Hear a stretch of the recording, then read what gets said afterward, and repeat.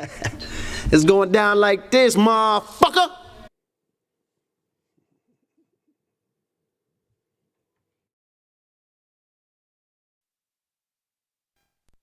This shit is crazy. The following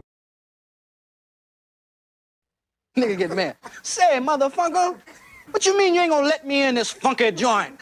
Much money I done spent in here, nigga. I knew your mama when she was hoeing. Hump, baby. Shit, bet I do it over time.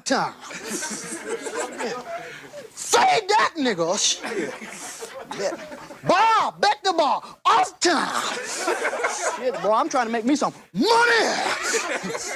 Boy, I'm hungry as a hog need slop Jesus. Shit, gotta be a Jesus, cause too many black folks.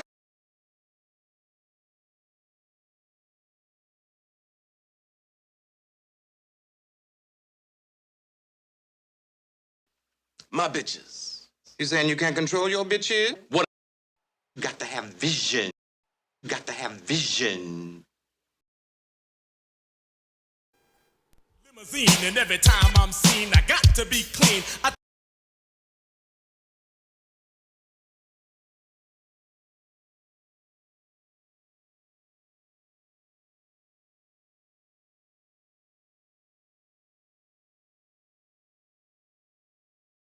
For what he has, he says that the only way that we can solve our problem is to unite together among ourselves, among our own kind, clean ourselves up, rid ourselves of the evils that we've become addicted to here in this society, and try and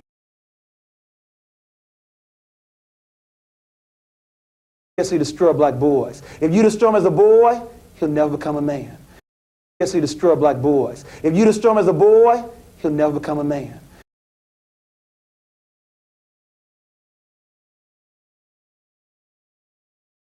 Your feet. He looked down, seen his feet. The nigga went berserk, killed the monkey, threw the bat out the window, start kicking that bitch in the air. Say anyway, but I will. The way quantum entanglement works is that you can take two particles, quantum entangle them, and then take those two particles and move them at any distance in the cosmos. And let's just say, for example, if you quantum entangle two electrons and you have them spinning in the same direction, and then you take one of those electrons and you shoot that thing out 100,000 light years from the original. If you then rotate the spin on the one electron, if you modify it so that its spin changes, the quantum entangled electron at any distance will simultaneously in no time switch its rotation also, because they're quantum entangled. So these communication systems are taking advantage of this aspect of quantum mechanics that most people can't wrap their heads around, and this is what they're utilizing. It's just the new level of science that affords us the ability to communicate at any distance instantaneously. You don't understand. It's cool enough just being cool, like I am.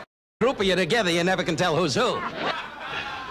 I've seen a lot of black guys, Nipsey, but you're overdoing it. Yeah. Plus, I'm in love with a bitch I can't stand. I mean, TikTok. A lot of the white content creators on TikTok get all of their dances from the black content creators. You're a philosopher? Yes. You're a philosopher? Yeah. You're a philosopher? Yes. I think yes. I think yes. I think very deeply. I think very deeply.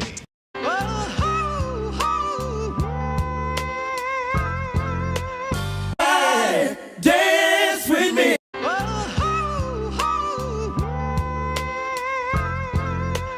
Hey, dance with me. Oh yeah, everybody.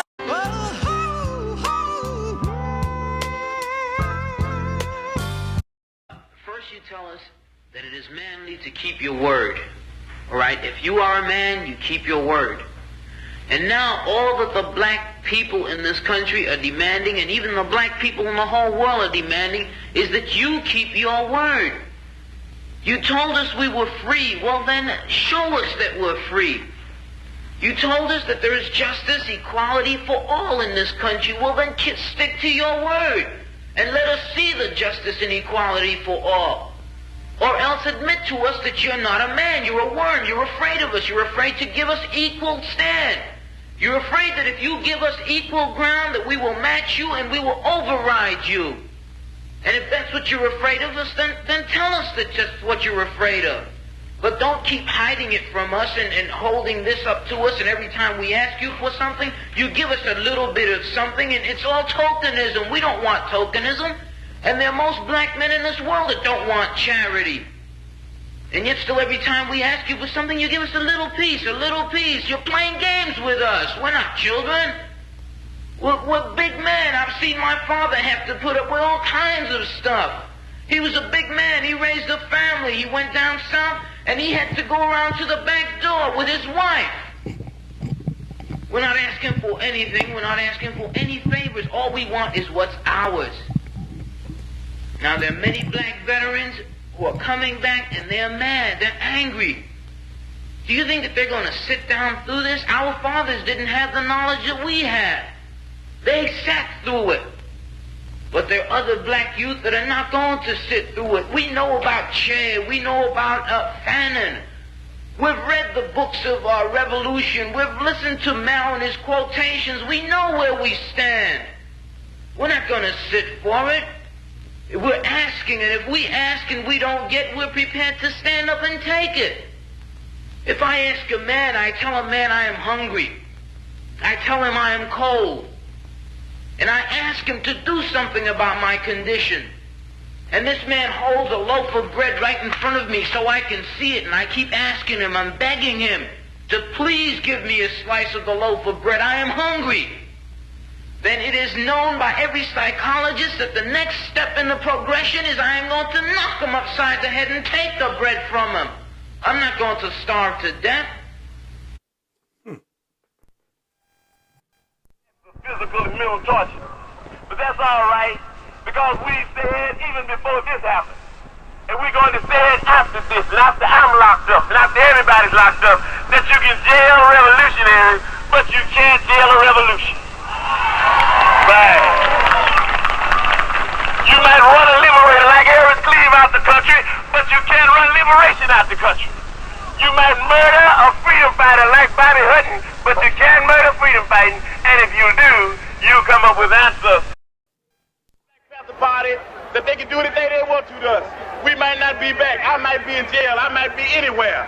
But when I leave, you can remember I said with the last words on my lips that I am a revolutionary. And you're going to have to keep on saying that. You're going to have to say that I am a proletarian. I am the people. I'm not the pig. You got to make a distinction. And the people are going to have to attack the pigs. The people are going to have to stand up against the pigs. That's what the pastors are doing. That's what the pastors are doing all over the world. What's all that noise? Oh, that's his daddy.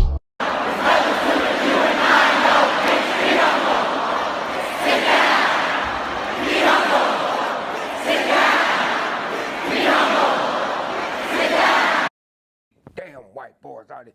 Most of them is psychopaths and all that. They'll kill your mama's mama, and you. Decent white folk that still don't know they're racist. What the hell you want here, hunky?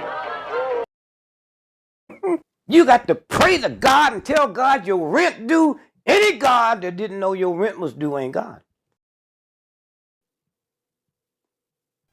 Some people, they feel like you almost have to sell your soul to get fame, or is it just hard work, or is it luck, is it consequence, is it? No, most of us in sold our soul. We just called it something else. Hmm.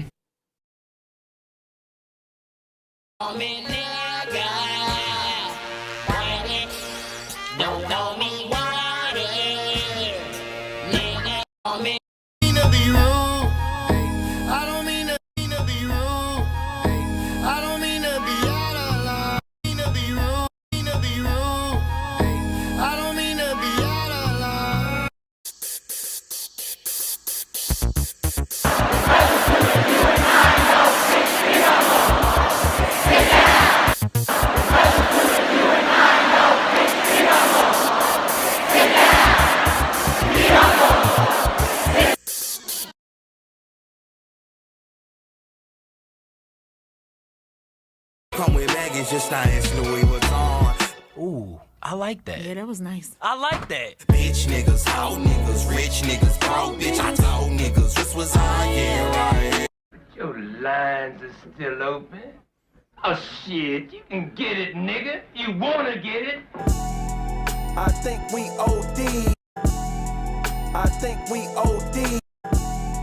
I think we OD. The Chinese platform, you already know they don't give a fuck about your black ass. The Chinese platform, you already know they don't give a fuck about your black ass. To my word, can't be my equal, don't know what you heard.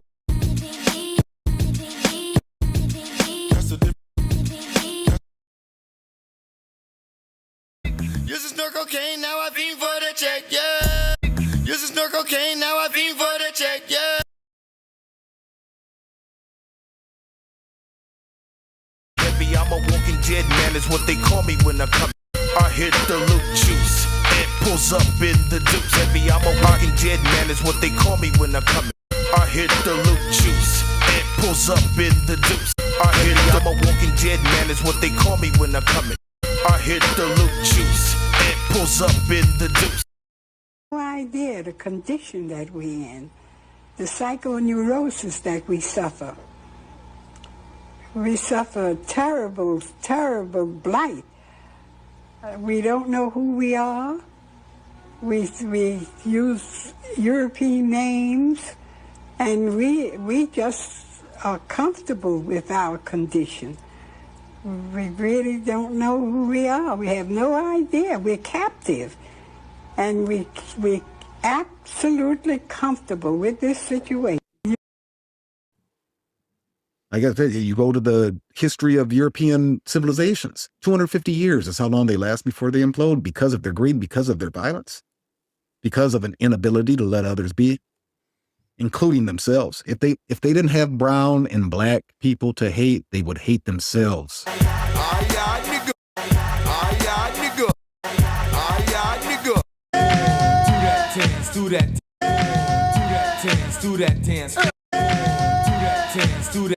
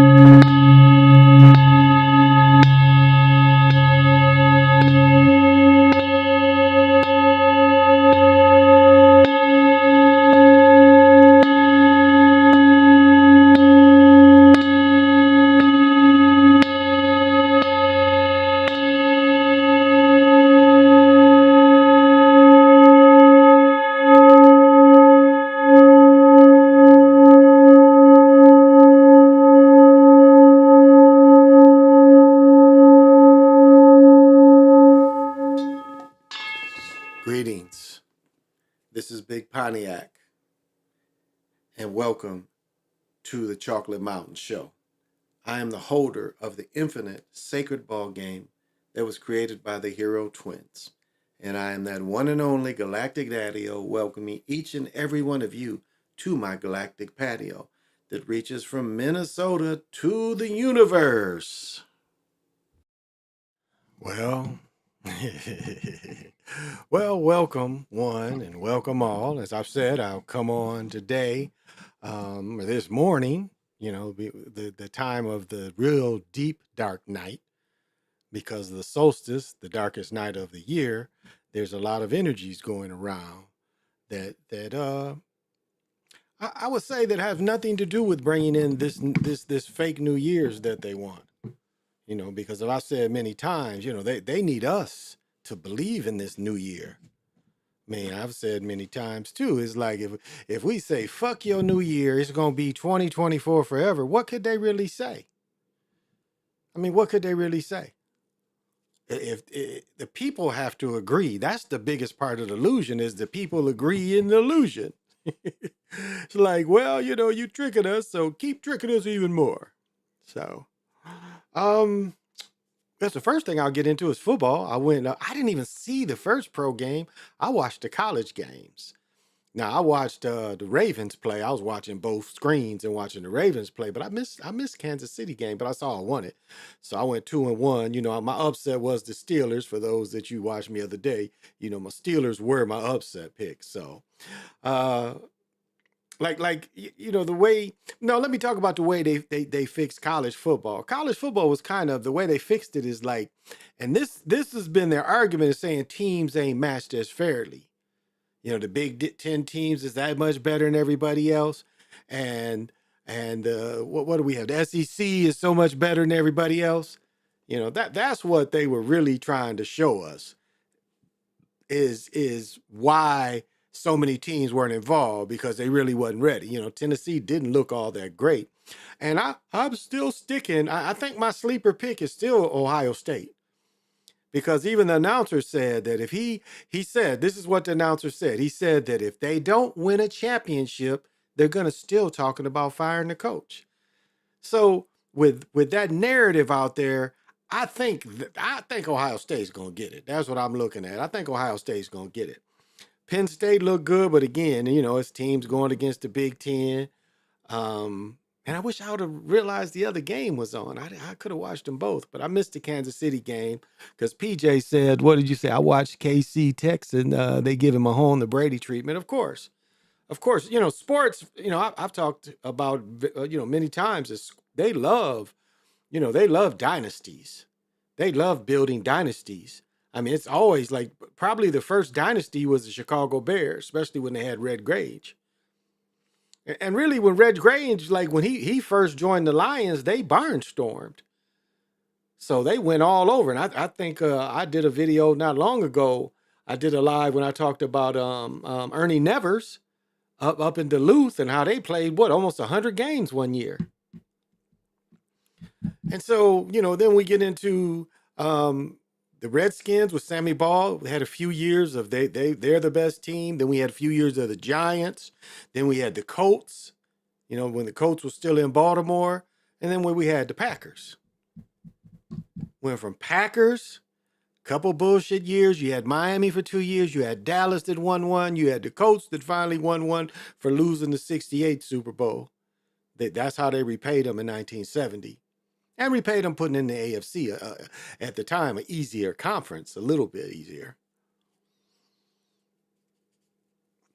And then we had to go right into the Steelers.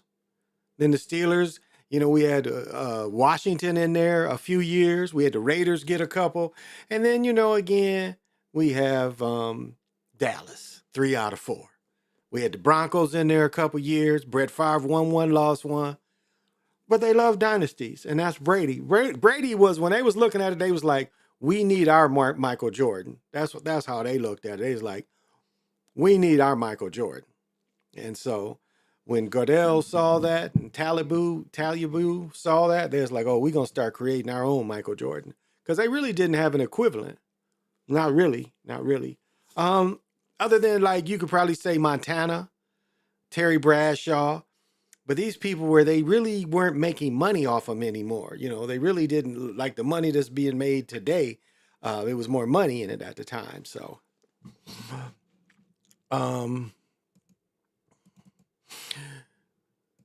so that's why Mahomes is going to get a lot of special treatment.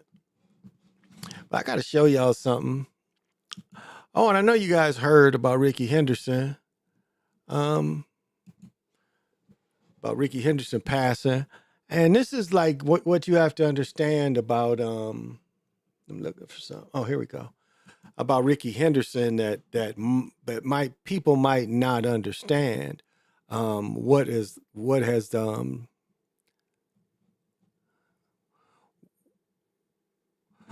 what you don't see that what Ricky Henderson did if you didn't see him play. First off, he was one of the baddest leadoff hitters in the history of the game. I think before him was Ty Cobb, but Ricky, how many home runs he opened the game up with. Then, the year he stole over 100, I think it was 100 bases in the season. I mean, he was almost unstoppable. If you watched a lot of baseball, he was unstoppable. And he showed that a good athlete and speed can do. And let's see. Maybe I have to bring it up there. And so that was what, his that would have been what his claim to fame would have been, is the speed in baseball. And that's what I think, baseball was missing that. And that's what you don't see anymore. Jackie Roberts, well, that's what, even going back further, that's what the Negro Leagues did. They put athleticism and speed in the game. Because before that, Ty Cobb was probably, Maury Wills in the late 50s, early 60s. He was one dude, because that's who records Ricky broke. Well, Ricky broke Lou Brock's record. So Lou Brock broke Maury Wills' records, and then Ricky broke Lou Brock's record. And so, it wasn't really a lot of people that were great athletes that played baseball. Ruth is a prime Babe Ruth is a prime example of a great baseball player, like a pitcher that was pitching 90 miles an hour back then, had won a bunch of World Series games, won 2 World Series as a pitcher. And I think he won 4 more as a Yankee and just playing outfield and only pitching from time to time. And he was probably a brother too, you study his family and stuff. So that's the sad. And Ricky is only 2 years older than me. 2 years older than me. So that's the sad part. Not that much older, Oh, here we go. I want to show y'all some trip shit though. Thanks for joining us. I'm Morgan Wolf. There are just a few days left before Christmas, and that means that stores. Morgan Wolf. There are just a few days left. I want y'all to pay attention to something. All right, this is a true story. This happened today, so anybody, shouldn't have to turn her on. She should. Oh, where are we at here? Before Christmas, and that means that stores and malls are packed. This is Super Saturday, everybody. Oh, okay. Let me bring her in. Check this shit out. Watch this shit. This shit is kind of funny. Let's start her again. All right, let's go. Morgan Wolf. There are just a few days left before Christmas, and that means that stores and malls are packed. This is Super Saturday, everybody. Michelle Beck talked with local shoppers today who are rushing to get their last-minute gifts. Some say they had no choice. This was the only day we had. Others say this was their choice. It's always a family tradition. Holiday shopping has come down to the wire, and the procrastinators admit it. A little bit, yeah. Hey, look at this pimp right here. Look at that pimp right there. Look at him. Look at him. Got the fedora on, the baby blue. Look at this pimp right here on the local news. Look at that pimp right there. I saw him filming, so, I'm just chilling there and shit. We had went out there and got a little done, but they put the pimp on TV. Got me on TV and shit. That's why I was posted up there, looking good as I always do. I mean, look at me and look at him. Now, who should they have been interviewing, us or them? Look how they dress and look how we dress. Wouldn't you think that we would gain more interest in them? This is Joe Sloppy America, Mr. and Mrs. Joe Sloppy America. So what you think that they would look at us and say, wow, they look pretty good. We should put them on TV. No, I got to be the background. What they call you, extras and shit.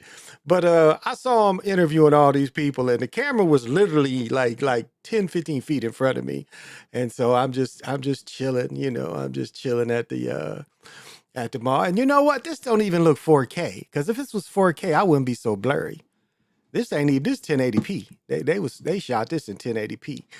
But yeah, I was on the news today, you know, just fronting, just what they say, photo bombing, TV bombing, you know. But I was there first, you know, before she even stopped them. And let's look at this theme. Look who all she interviews. Watch this. Yeah, we thought we were going to come last weekend and the weekend before that. But at the Mall of America, anything is possible if the shoppers just walk fast enough. Hundreds of spirited feet past Douglas Ness. Now, why would you introduce this motherfucker? Why would you interview him? He getting pushed around.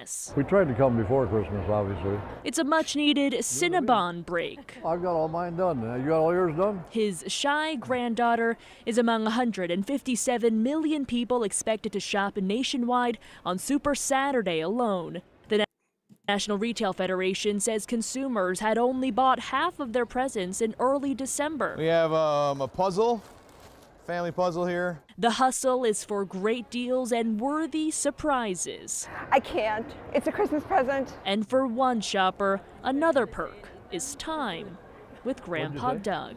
My wife passed away 3 years ago, and her and I used to come here, and one of the first things we did is get these Cinnabons over here. When granddaughter replaces grandmom at the mall, there's a treat that comes with crossing off the... Okay, did you notice she only interviewed occupiers? But look at that pimp in the back there. Look at that pimp on TV on Fox News. See, I told you, what I say every time I've seen, I've got to be clean. Oh, but that was on the news tonight. You know, I'm sending that shit to everybody. I'm like, hey, look at your boy on the news. So it's a little fun I had today. It wasn't really bad. We got out there early because we got up like, I'm surprised I'm still awake because we got up super, super early. We didn't go to bed last night until probably 3, 4. And we turned around and got up. I got up at 7, jumped, took my shower, took off. So I got up and my nephew was supposed to wrestle and it's damn near an hour away where we had to drive. And so we get down there and his mother, my wife's aunt, his mother called and she was like, he ain't gonna wrestle. So we were just pulling into the high school and my wife was like, well, let's go in. And there was charging. It was like charging for a junior high wrestling tournament. Charging. Yeah, charging. And so I was like, fuck that. Let's go home. So we turned out the parking lot, went back home. So when we went back home, the Mall of America opened up at 10. And from where we were, I think we got out there like 5, 10 after. So as you can see, it's really not totally, really packed.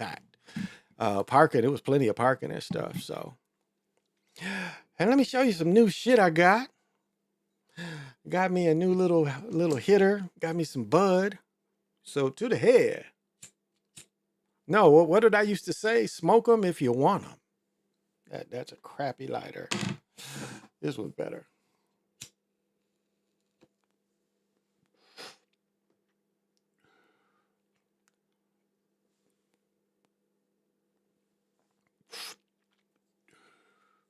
All right, that's good for now. And and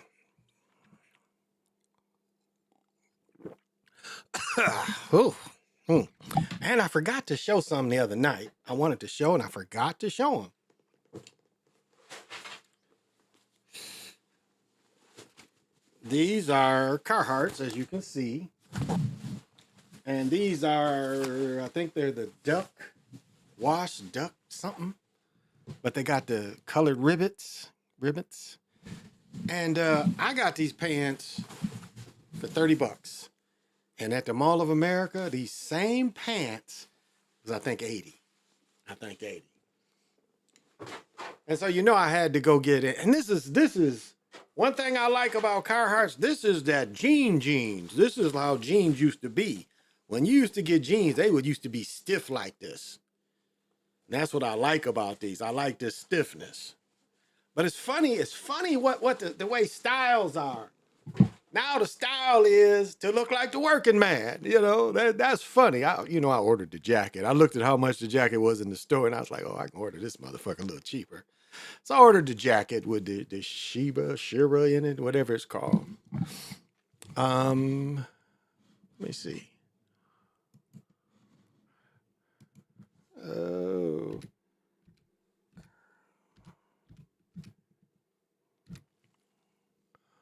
Yeah, here we go. Yeah, right here.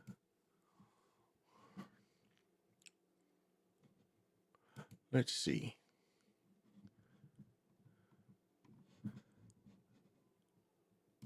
Let's see here. Okay, men. Oh, here we go. I mean, this shit's been around forever, but this is what everybody's wearing. Everybody's kind of wearing this shit. This shit is not bad. It's not these pants. But this is a jacket I ordered. I ordered this jacket, and it's, what is this called? Sherpa lined.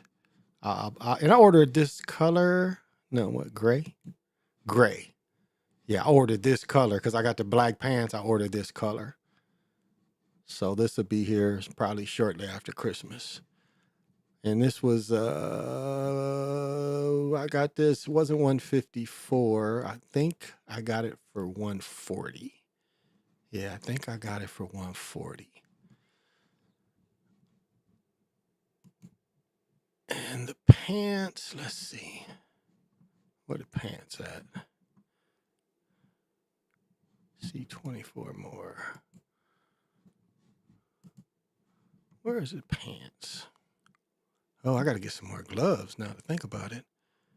Maybe, where they got gloves? Oh, here we go. Pants. Let me see which ones they are. Relax fit. Nope, nope. Is it these? Nope. Rugged, no. Ah, it's these. Yeah, these. And I could have got this color too. But I got the black ones. See how the rivets are colors. And so this, I got them for 30. I got them for 30. As you see here, it says 60. I got them for 30. Yep. It's got these rivets here. And so I could have got this color too. I think they still, both sides got. Yeah, I could have got this color too. As you see, 60, and I got them for 30.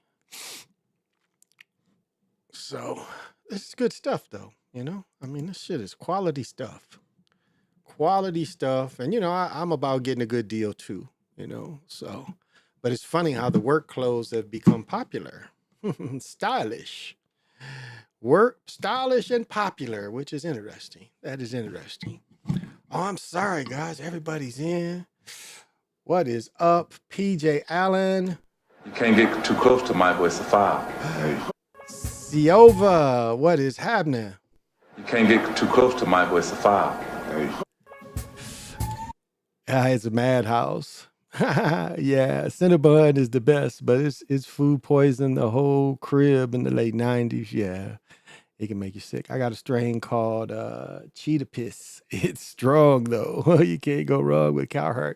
No, the Carhartt is good quality stuff, but it's just funny that, you know, it's the working man. You know, the working man is in style because, you know, you see cats that's been working and get off, you know, and now Muggs is like, okay, we'll keep it clean and won't let it get it dirty, and you know, it's like that's like everything we create style, you know. It's like we are, you know, we are culture.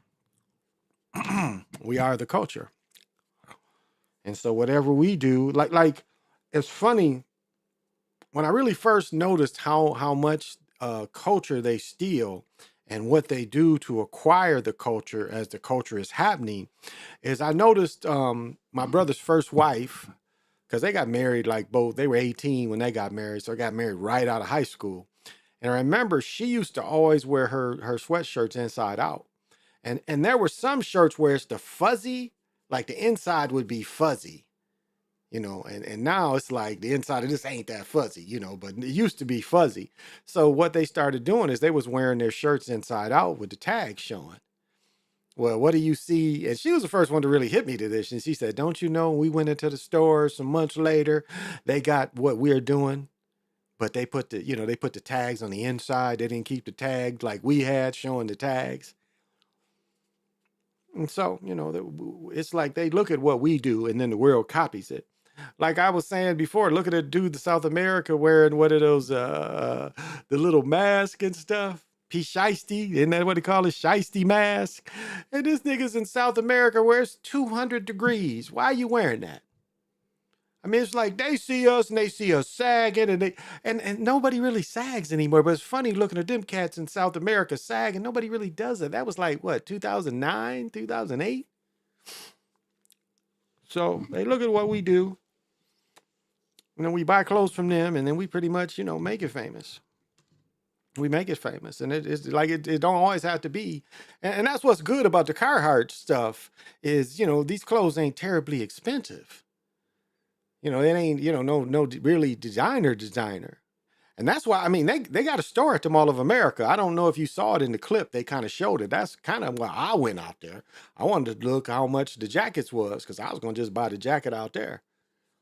And then I saw how much the jackets was out there. I was like, oh, I can get cheaper than this. So, and so but to show you how popular they are, I mean, them stores ain't cheap. Shit, them stores is probably 50 grand a month to rent out there. And it's only a couple of the, man, what is it, 900 stores? No, I don't think it's that many. 500 maybe.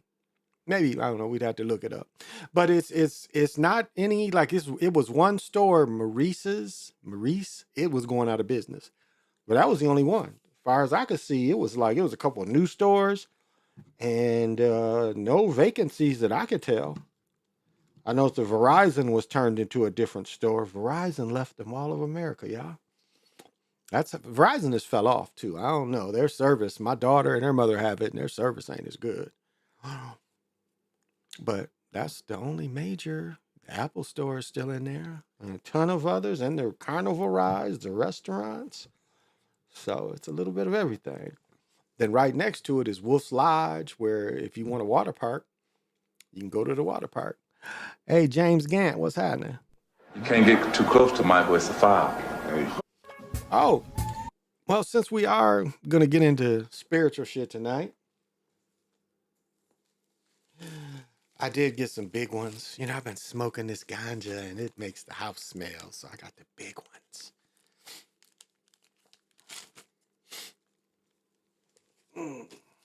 Got all these little ones still too, though. I don't know, I might burn these little ones. No, I'm going to burn the big one. That's why I bought them. I bought them to burn them. Since I'm going to go for a minute, I'll see how motivated I can stay, because I know I'm sleepy. I ain't get but 2-3 hours sleep last night. So I don't know if I'm going to be able to do it this whole thing. We'll try to get myself, because, this is, when we talk about a dark, dark night, this is truly a dark, dark night. If you listened to me on Wednesday, I was telling about that, where it's truly, like in the summer, we didn't really have any dark, dark nights, especially not in May. I mean, when I used to get done with shows, when I used to go every day, when I would get done with shows, it was, the birds at 3 o'clock in the morning, you hearing the birds chirping in May. So the nights aren't very dark. Not like, this is, matter of fact, at tomorrow, it's going to be less and less and less. This is when we really see the days start to get longer too. And I know it's, it's still, and like what's funny up here, it gets dark at 4:30, 4:30, it gets dark. And then it doesn't get light until what, 7? So that's a lot of dark, almost 13 hours of dark. If you dig, and tonight is the longest of them, more like 14 hours. I like watching this on here. It's like having a sparkler. Remember I used. All right.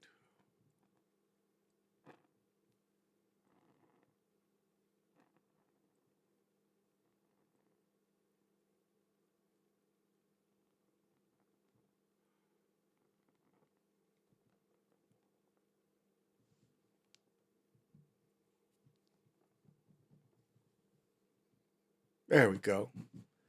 To the east, to the north, to the west, to the south, above, below, in the center.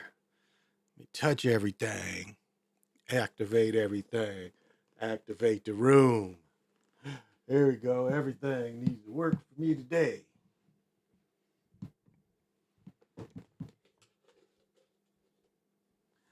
There we go. Hope it don't smoke me out.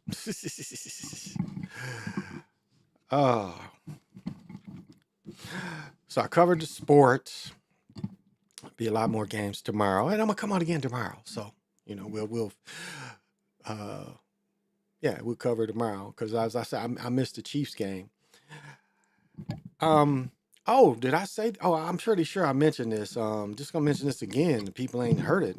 Right now they've passed legislation saying that if you go to college, you go to junior college, you still get 4 years at a 4-year college, which is outstanding.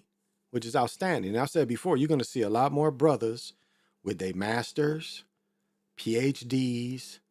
And I think it's going to go, again, it's going to go to unlimited eligibility. And I think it should be a cutoff. I think 30 should probably be the cutoff. So that's what it's going to. I've spoken many times. I'm glad the power was taken away from the coaches. That's why you see the most egomaniac coaches retire. Saban, that coach that won 1 title at Virginia.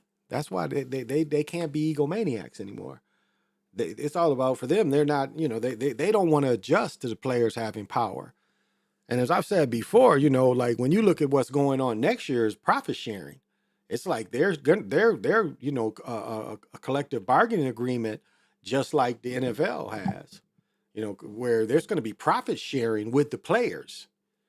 Because I've said many years ago, when we was talking about basketball alone, and 65 teams, it came down to something like between 10 million and 3 million per player on all 65 teams. That's how much money that the players should have generated. 3 to 10 million per player, the billions they made off just the Final Four. And so now they're mad that they have to share that with the players. Coach ain't shot nan jump shot. He may have called the play, but he didn't dunk any balls, didn't block any shots. And so now they have to, you have to be that's why Belichick is so head scratching. Like how is he going to relate to parents and children? Because 17, 18, you're dealing with 17, 18-year-olds. If they're a super great player, you might go see them, might be able to give them visits junior, sophomore year. So how are you relatable? And the coach don't really coach. He delegates. You got the position coaches and all that, of course, but I just think it's a great thing. I know Quantum of Science, he was saying that, they want to ruin it on purpose. And that, to me, that's not ruining it. Paying the players is not ruining sports. I mean, sports was, under the table payments for years. Again, look at the movies on Animal Crackers, and then the Three Stooges did a very similar movie to Animal Crackers. And I think Animal Crackers is from the late 20s. I couldn't find it on YouTube.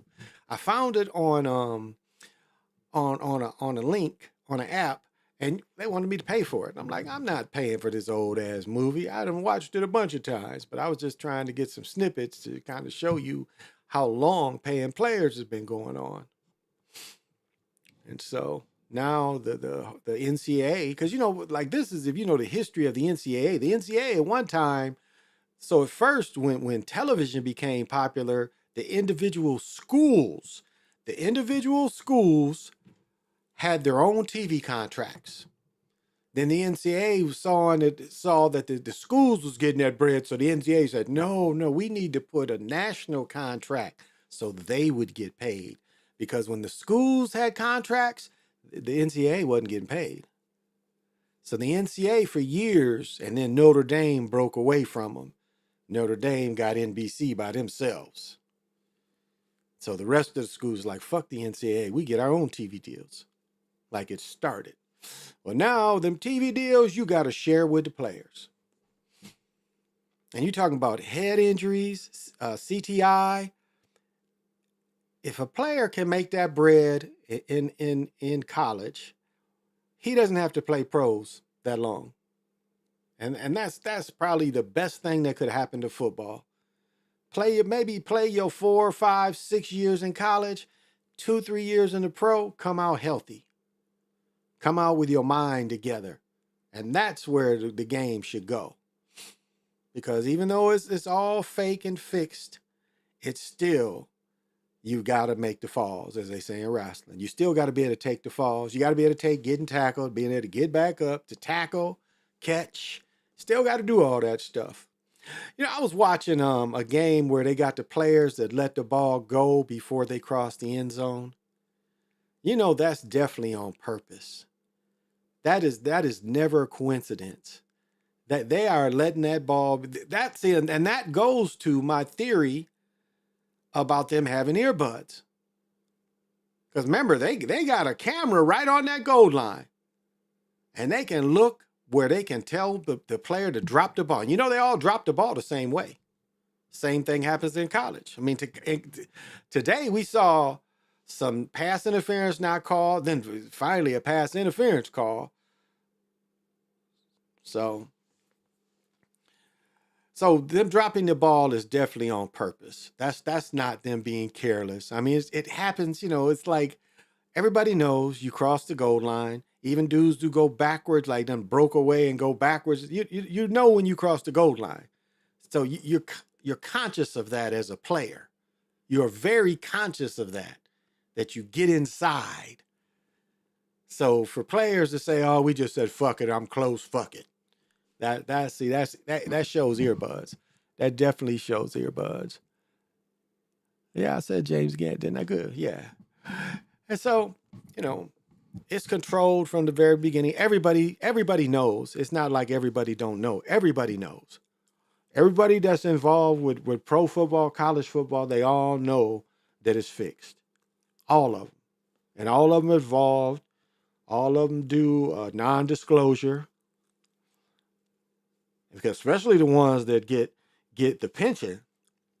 And the ones that don't get the pension, how much are you going to say? And the ones that do say, you already know that they're controlled opposition. Because that's how they do it. When they want to fight something, that's why there's that one thing you can see where they talk about the script and stuff. That's that's a little skit. That's basically a skit they put together. To try to fool you by making fun. So, well, yeah, that Tank Dell injury was nasty. Okay, I didn't see that. Tank Dell, I have to look that one up. I didn't see that one. Helmet. Well, like that's why they put the little stickers. Like they've been able to put radios and helmets. I want to say the 40s is the first time they tried it, and the antenna and shit was on the motherfucker's helmet. The 40s maybe. I want to say before. The first time they tried it was before face mask, but I know the one that comes clearest to mind is they did Bobby Lane in the 50s when Bobby was playing with the Lions. Yeah, so in the early 50s, they didn't have mask. So yeah, that's the earliest one that I've ever saw was Bobby Lane. When he's playing with the Lions, he's wearing a microphone. So the players been able to have earpieces and microphones since the 50s. And then there's a movie, Paper Lion, with George Plimpton. You can see, I think he has the plays in his helmets because he couldn't remember them, if I remember right. I think he had a helmet with an earbud inside of it. And that's why they put that little piece there, like, and they say offense and the defensive man. No, it's just like I said, the egghead man in the room is sitting there, all the monitors and stuff, and it's a bunch of eggheads. It ain't just one. It's evolved. It's a bunch of egghead men sitting in the rooms, looking at the bets, taking them bets in, and then, then making the plays flow from there, And like the college games today was both pretty much for blowouts, pretty much. And it's like they're scared because they want to say, well, this is why so many teams ain't involved. Look at the blowouts. So we'll see. We'll see how it all turns out. Well, But yeah, I mean, that's why that signals in Michigan shit was so stupid. You know, they're acting like they signaling stuff in, but they already know they can tell the play in the helmet. College been doing that. They didn't admit that they was doing it, but you know they was doing it. The technology was there. Why wouldn't they use it? Especially when you running the script and everybody already got earbuds. So they just admitted it later. That's all that was. They just admitted it. So.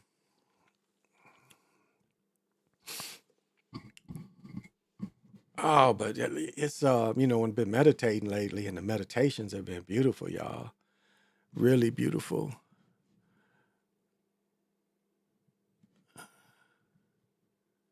Wow. In the morbid news, we've got somebody named Victoria Preminger. Oh, she's my age. An actor and daughter of director Arnold Preminger. Huh. She's my age. How'd she die? Oh, she fell. Wow, she fell. She fell and died. Wow. Born in 60. Yeah, studied at, later graduated with honors from Smith.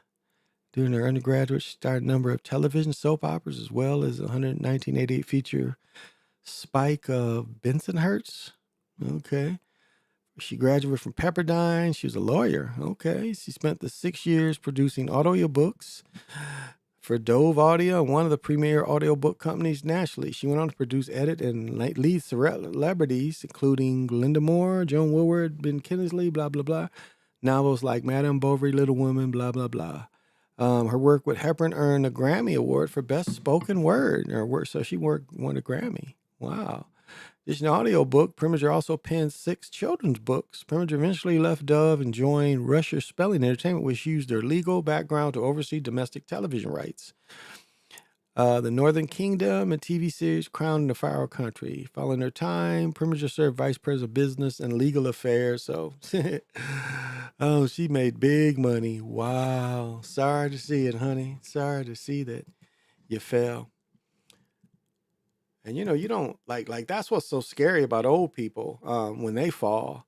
I remember my mother-in-law really couldn't see at night, and she had babysit, and I had to run her home because she babysits. So we came back, picked her up. So I walked out, and I told I was like, wait for me. So we both walk out the door. I had to go back and lock the door.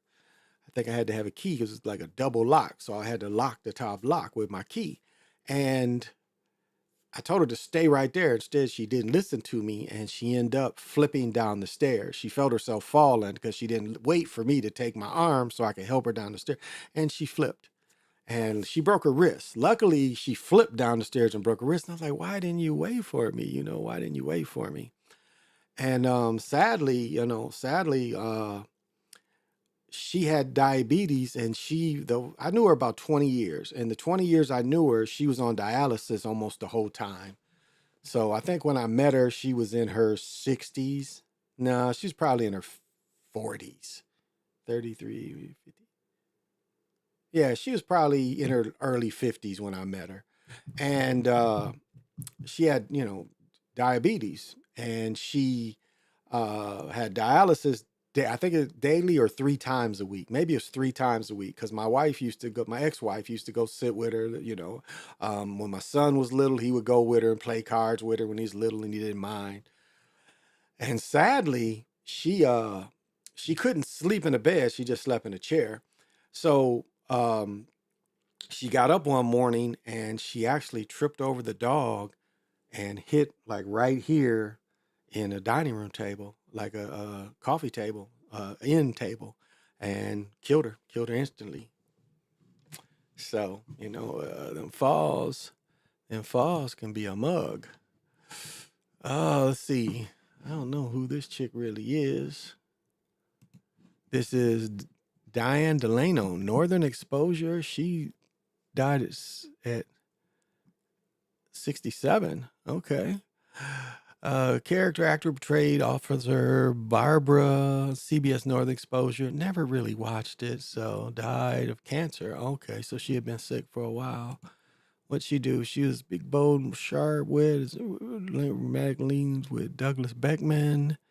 In the second season, L.A. Law, she got guest starred in shows Falcon Crest, Cop Rock, Step by Step, Third Rock from the Sun, ER, Monk, 6 Feet Under, Cold Catch, The Bridge, Two Broke Girls, and Penn.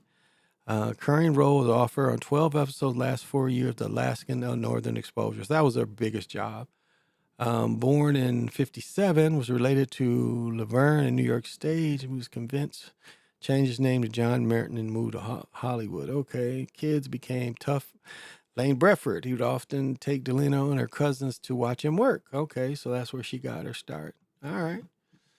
And her name was Diane Delano. So we know as these games come, more and more these deaths. That's why, the Ricky Henderson, I know a couple people broke down to see, how he's involved in these playoffs and stuff, his links. I know there's several different theories but one thing you got to keep in mind with Ricky Henderson is he played with 9 teams. And I think he played with the A's 4 times. And he played with the Yankees once or twice, at least once with the Yankees. So I don't think it's easy as to break down as, what's exactly he sacrificed before. And we know, like now we're in a full playoff. The NFL still got 3 weeks left, but we're in a full playoff. And so, we got to look at, and baseball players skip college. They don't go to college most of the time. So still kind of putting that together, what his energy was for. So still not quite sure why his energy, what they're using his energy for, because again, I think as Zach Hubbard explained too many times and too well, it is all a sacrifice. Oh, and I said this Wednesday, this chick right here sang with Chic. She was the lead singer of, I didn't realize. I said it. I didn't know who she was, but yeah, she was the chick from Chic. I didn't say that. I didn't think I did. She died because, Rogers wanted the 2 voices together. So to really, well, I think she's the main singer of I Wonder Why He's the Greatest Dancer. I Wonder Why That I've Ever Seen. I think she did that part. But really, they sang together. They had that harmony. Oh, here we go. Did I sing this the other night? I don't think I did show this. Yeah, maybe I did. I think I did. I think I showed this. But the Temptations of My Girl is 60 years old. My Girl must have been one of the first songs I learned by heart was My Girl. But look at all of them with their processed hair. All of them got their hair processed. Got them conks in them. David Ruffin almost got a high top fade. If you really look at it, it's conked into a high top fade. These ruffles. Look how this suit is cut. You can tell this is some local people these are tailored suits, but I don't know how great they tailored. But these is tailored. These are tux pants. These are tux. Look at the cut there, and then they would wear them more high water back in the 60s. But My Girl was the first song I really knew by heart. I don't know, maybe my mom and dad sang it so much to me when I was a little boy. But it was a Mary Wells made a song called My Guy.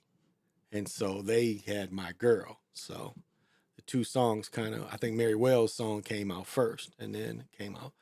And it's like, when I said before, when you're talking about high vibrational music, it is very high vibrational music.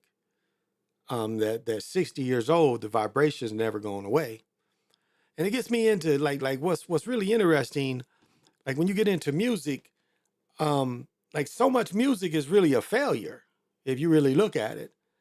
Like those of you that know CDs, because most people listening relate more CDs than albums. But like even an album, like every song might not be good. Like there's a time where you just bought the album for 1 or 2 songs. And there was a time where people just bought 45s.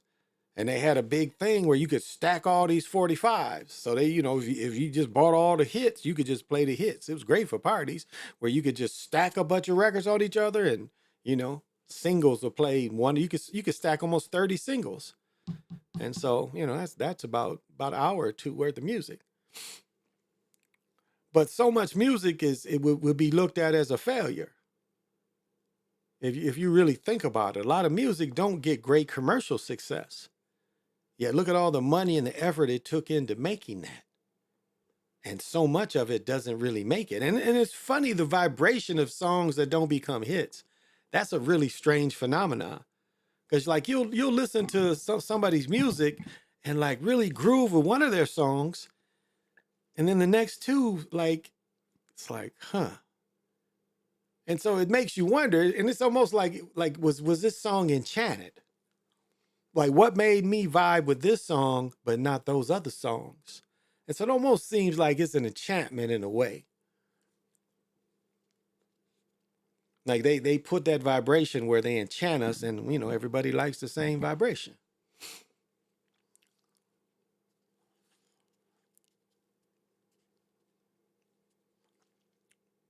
I don't know. That's just something I picked up.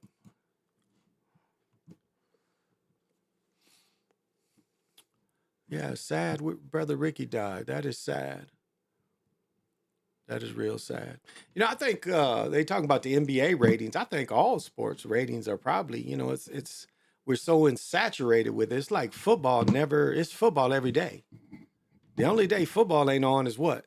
Tuesday, Wednesday, and then football Thursday, high school Friday, then college Saturday. So football is pretty much never has during the season. It's a short season. What now? The NFL season, 18, 19, what is it, 23 weeks altogether? Quarter of a year only. Where basketball, what is it? Baseball is 160 games. They play about 4 months. Where the games don't really mean as much. Football, almost every game means something. So, but really, and this is where we have succeeded. I think also more people are looking at the games as being scripted more now than ever. And it hasn't affected the gambling, not really, not like you think. Just like I've mentioned over and over again, wrestling is still bet on. People still bet on wrestling, even though they know it's already scripted. People still bet on it. Oh, yeah, I saw the Tyson fight. I saw it. Yeah, I saw it. And that's the other thing is what is Netflix going to do? They had all those issues with the Tyson fight. If they thought they had a lot of people tune in to the Tyson fight, I think the NBA got 5 games on Christmas. And then there's 2 pro football games on Christmas on Netflix. So and football is getting to where the games are pretty much important. And so it's going to be interesting if Netflix is going to be able to handle pro football, because people are going to really be pissed if they handle pro football like they did the Tyson fight. Yeah, people ain't going to be too happy with that. So we'll see if they could do it. They want football to be on cable. They really want the Super Bowl to be pay-per-view. That's their aim. They really want the Super Bowl to be pay-per-view. Because putting the games on Netflix, what's that? You got to have cable or subscription to watch it. To watch the games on Prime on Thursday night, you got to pay. You got to pay on Mondays. You got to have ESPN to watch the games on Monday. So already they want you to pay to watch football. They don't really want to keep giving it to you free. Now, the NBA a little different. I think the NBA would give it to you free as much as they could, but now they're stuck into only pay for play. You got to pay to watch the NBA. You'll get one Saturday game a month, 1 or 2 Saturday games, or maybe 4 Saturday games a month free. That's it. As far as free pro basketball. And then they wonder why the ratings are so low. Because you got to pay to see that shit. There's no more hardly free. 4 games a month free. They play what, 82? So that's really why people are losing interest in it. I mean, NFL gives you free, all the games tomorrow are free. That's why the NFL Pass, I guess if you just want to watch a certain team, but it's so expensive that it just doesn't make sense. NBA Pass is better than the NFL Pass. NFL Pass is just crazy expensive.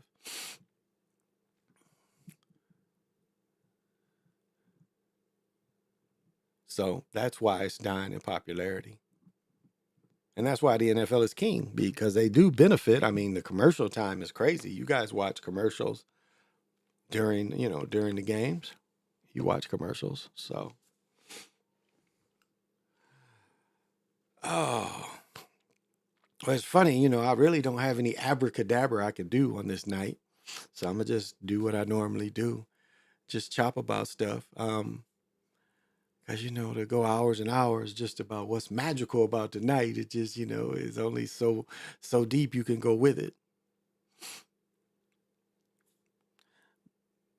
And we're all magical people, especially the melanated folks. We're very magical people. I mean, it's magic in the melanin in itself. It's magic in that. Magic in our DNA, the history, your DNA, talking about Akashic records. Well, that's all in your DNA, and you're just able to get it from your DNA, and you put it in another platform that you can understand it. Because in your DNA, it's maybe some visions and stuff. But if you can put it into a Akashic record, have your DNA go into a Akashic record that you spiritually create, then you can pull the information of your family out of there.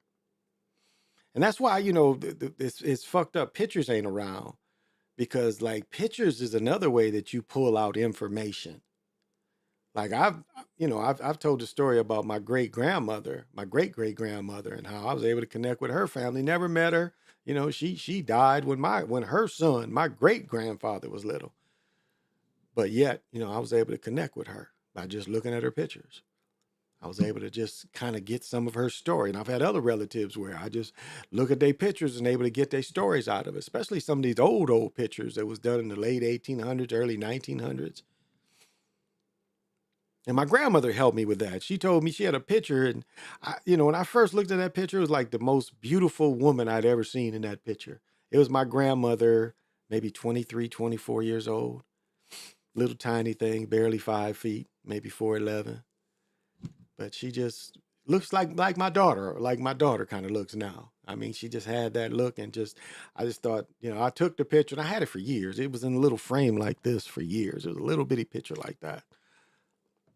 And she told me the whole story in her late 80s. She told me the whole story of that day. She had went to Lake Mackinac. She told me about driving up there. My aunt was a little girl. I mean, she remembered the whole trip like that. She remembered that day. But pictures is another way that you can look and reconnect with these people. I mean, that's kind of how I did with this brother right here in this poster, the Great Bacall. I first got intrigued by the original sarcophagus picture. And then as I got to studying, and up there, you can't see it, but I've got a figure of him where, I can give thanks and put crystals on it and try to connect with that energy. Like I've said many times, when I saw Antanaka's statue, it did something to me. Because I saw the King Tut exhibit downtown here in maybe 12. My daughter wasn't born, so maybe... let's see, 6, maybe 11, 10, maybe 10. My daughter wasn't born yet. My oldest daughter was like 5. So, and it changed me. It did something to me. It woke something in me up. I think it did change my DNA because it paralyzed me just seeing it. And I think that's what a lot of those statues were supposed to do, is activate people. Spread that energy. By seeing their statue, they're giving everybody a little piece of their energy. At least that's how it seemed to me. I was reading a thing that, they was talking about time, and we know that a lot of these stories, they done made up stuff. And they said that because Emperor Otto wanted to be the Pope, and so they fabricated almost 900 years, and this should be 17 something. And if that's really what it is, that shows it's all an illusion. But they just, threw together 900 years. And that really shows it's all an illusion. That they like, because it's like you don't even believe their story. If they're saying that the stories behind them was all made up, it makes us look at that period and say, all this shit appears to be made up. Because remember, you know, the only thing that matters is right now. That's all. The moment is all we really have is right now. That's what matters. That's what you experience. I mean, Bomber was putting it right. It's like, if I get up and go to the bathroom, once I come back in here, that went up and go to the bathroom person is gone. That experience is gone. Every minute I talk, you know, and continue to the next minute, it's that minute goes that quick. So the moment is truly all we have. And they can stare, you know, again, they can lie about our history. You know, we have the occupiers' names. We use the occupiers' names. There's no doubt about that. We speak the occupiers' language, and we think like the occupiers. And like that lady said, we don't really know our real condition. We don't know who we are. And that's what Malcolm said. We really don't.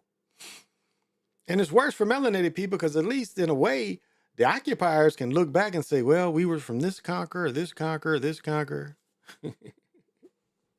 this colonizer, this colonizer. I mean, they can do that.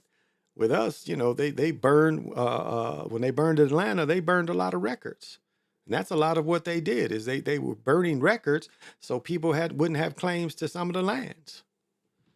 And then claims to who they really are. Because we know, you know, a lot of melanated people went on the Trail of Tears. A lot of melanated people was on that. All melanated people, really. Now, you know, we do have the $5 people that was able to pay to get in, but that was once they was settled.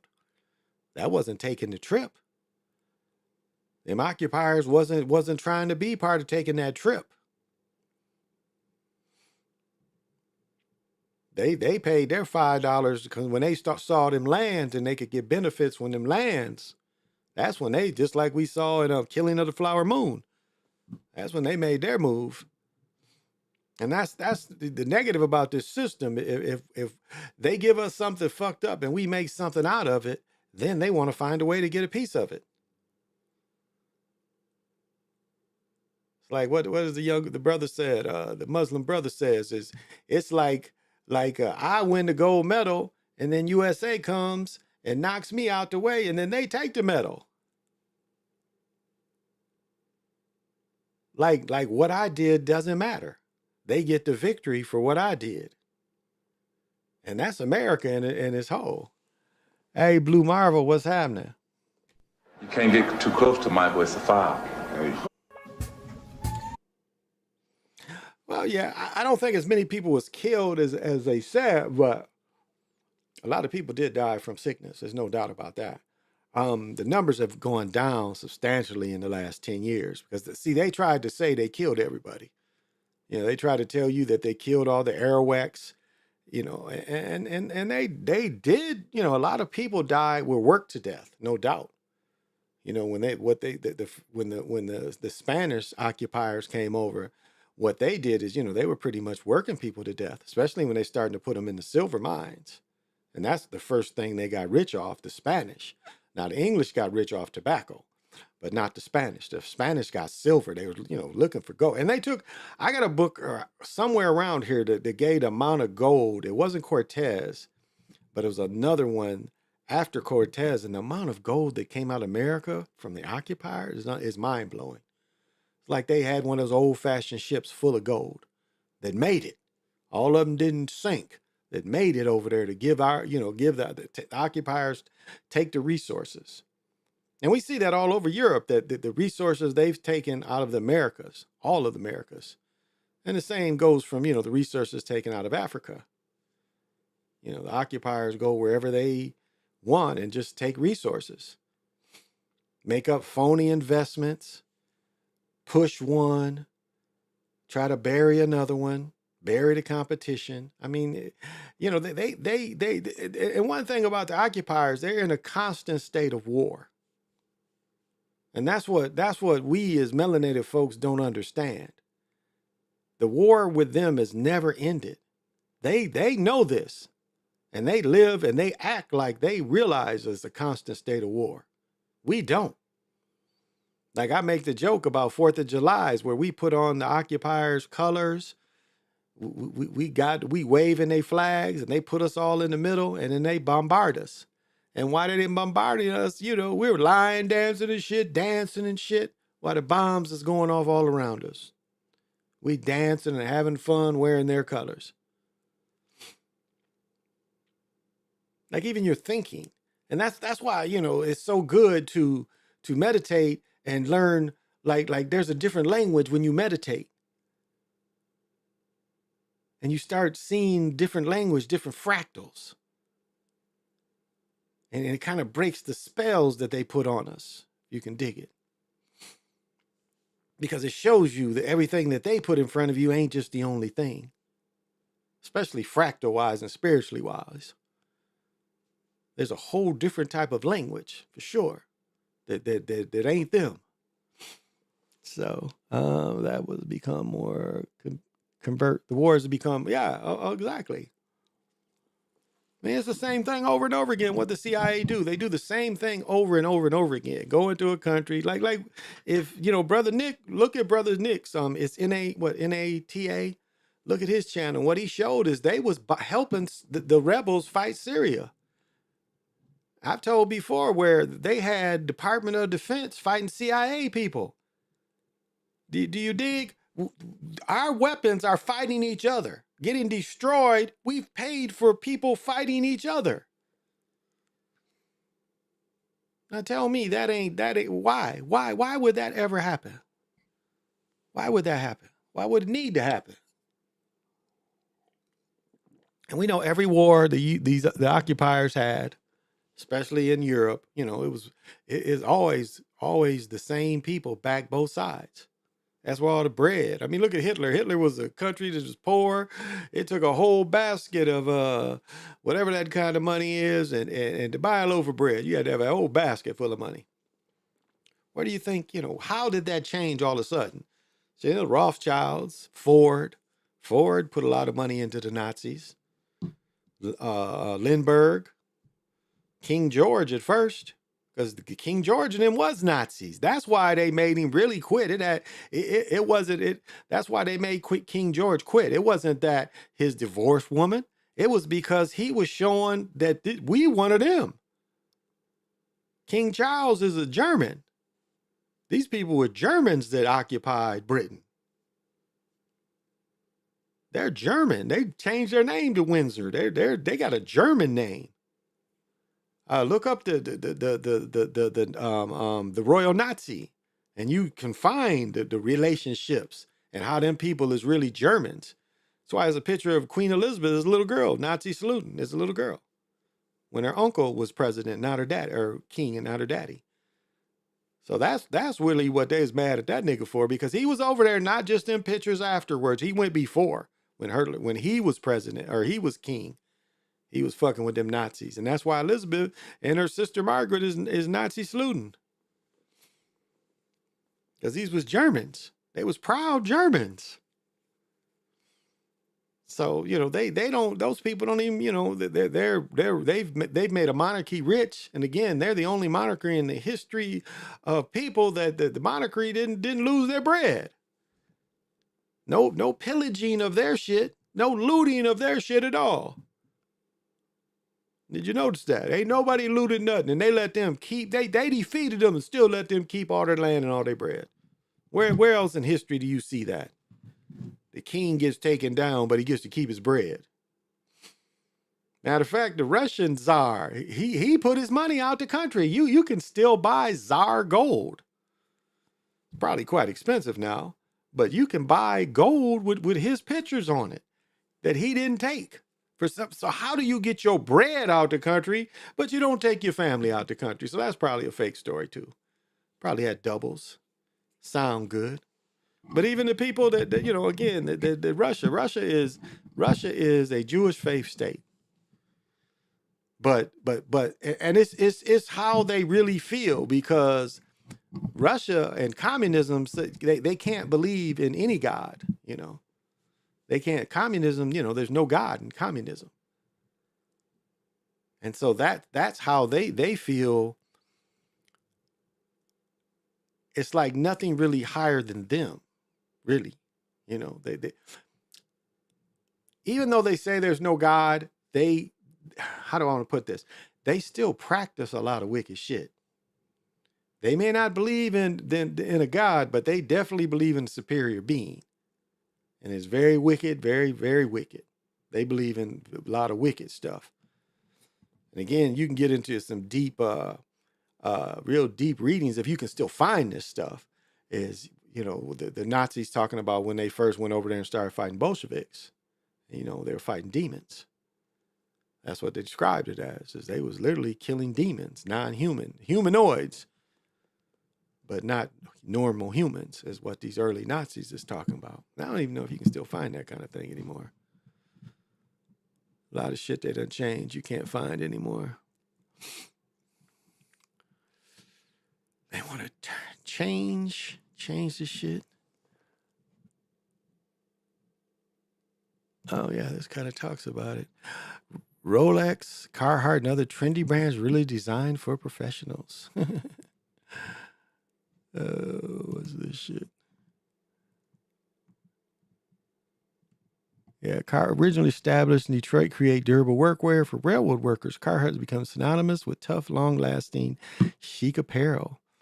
Remains a favorite not only among professionals like construction workers and farmers, also gained a massive following in urban fashion. Yes, it has, and it's been around forever, and it's gonna last you forever. But ain't nobody wearing this shit right here. You might wear the jacket, but you ain't wearing these bibs. I got a pair of bibs, and I don't even wear the motherfuckers. Guess if I put some sweats under them stuff. So the British monarchy made a lot of money during World War II. Well, yeah, let me read what you got to keep the spells at bay every day. Indeed, Uncle Sam's nephews, DSC, NSA, DIA, and other agencies are always fighting over the spoils. Yeah, I can dig that. You know, to think that the British didn't get any of that Nazi gold, to think the Vatican didn't get any of that Nazi gold. Remember, during World War II, the first gold deposit that was found disappeared. I'm going to say that again. Patton's army went into, maybe it's Bravania, and they found 22 tons of gold. And they removed it, and the shit disappeared. It was worth $22 million back then. And it disappeared. And then, you know, there's movies and stuff that say that's why they killed Patton. But Patton's group found all this gold. And so what I've always thought is the people that stole that gold was the people that became the CIA and the president and senators. They used that money to politically push them. That's what I've always thought. Once that bread, you know, and it's, again, you know, and then we have right before 9/11, they say $1 trillion disappeared. Then the next day is 9/11. They don't talk about it anymore. So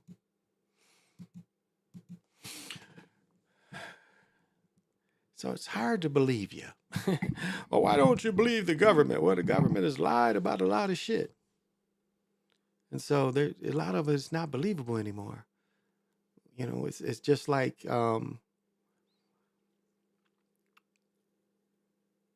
what do you say? You fooled me once, shame on you. You fooled me twice, shame on me. It's pretty much like that, you know. And going back, like even I was talking to my mother-in-law last night, and she's in her late 70s, and it's like her life, born during World War II, and like my life, it's been constant war. And even those that's younger than me, I mean, you had less war than what I experienced. You know, I experienced Vietnam. Dig? I mean, full-blown Vietnam. The first 10 years of my life was a war. I was born in 61. They started going over there at 61. Then the big push was 63, 64, I think. And by the time 1968 come, when you have Tet, they had 500,000 people over there. So that's my boyhood, that kind of thing. And I went through the same thing as a lot of them did, you know, the cowboy movies, fighting the Indians, giving you cowboy guns, giving you BB guns. I had an M16 at what? I had a copy of the original M16, I think at 5 or 6, was one of my Christmas gifts. I had a picture of it when I was in 3rd grade. I broke the barrel off a little bit. And I've since long lost that picture. But I had a picture, and this is already putting it in my mind. In case, you know, and first they hit you with the cowboy guns. I used to have the double cowboy guns as a little boy, little 5-year-old. I had the 2 cap guns. And these guns was big as hell for back then. But they was cap guns, but I had the 2 gun cap guns. So already they're conditioning you for violence. I mean, what do they give boys? Guns and trucks, balls, cars. So do you see how they're conditioning you with all these things? They give you the Hot Wheels because they want you to already, you know, want something like that maybe you can't afford as you get older. But already they're putting it in your mind that you want to have this type of car. So already, you know, their whole system is to brainwash you and make you not be aware, you know. That's why Mao Zedong had the great purge of Buddhist and Taoist temples after W. That's led to the creation of the Chinese mafia, which goes back to Xiaolan and Wudang. Well, you know, them peoples created communism. I mean, there's no doubt about that. Karl Marx was them peoples. Lenin, Trotsky, which wasn't his real name. All them cats was Jewish faith people. And so they are the ones that really, and that's why, you know, when they put in Russia, because again, it's not pure communism. Communism, there's no elites. And what do you see in all communist parties, central parties? The Central Party. So they always put, and that's not pure communism. Communism has a small government in its pure form. There's no need for a central party. There's people that's going, you know, can get stuff done, but no need for a central party like that. And then it always comes with genocide. Because people forget, I mean, Stalin tried to kill all the, Christians in Russia. He's tried to starve them to death. The United States forced their way into those lands and helped them grow hay and be self-sufficient in a couple years. It took them a couple years to do it. But they stepped in. Stalin didn't give a fuck. He was trying to starve all his Catholics, Christians, probably Christians, to death. The United States, if you want to look it up, look up Hoover. Hoover wasn't president. He was Secretary of the State or some shit like that at the time. He stepped in, went over there and helped those people be self-sufficient. But it took 2-3 years. But Stalin was trying to kill them all. Anybody disagreed, he was killing everybody. Because these really weren't his people. You know, this guy is really, you know, he's Jewish faith. But it's terror. And that's when, like, when we look at communism in China, we look at terror. I mean, what did they call it? Tiananmen Square, when they just started massacring people. They just opened up, you know, after the student protest. And again, you know, the CIA had their hand in it. Don't think they didn't. But the Chinese was like, okay, we told you motherfuckers to break up. Now we're going to go in and just start killing and jailing. And that's what you saw. And what did the United States do? Even though the United States had a hand in it, what did they do? Backed up. Didn't send in troops for that shit, did they? They let it happen. They let it happen. I mean, they all over the world, they let genocide happen. Just like Vietnam. The French got massacred in a valley, pretty much. Dien Phu. And what did the United States do? They had bombs that could have bombed them people. They ain't send any air support for them French. So they let the French get beat. They're supposed to be their ally. And it caused the French to have to withdraw out of Vietnam. But maybe that's what they wanted, so they could all America and no French.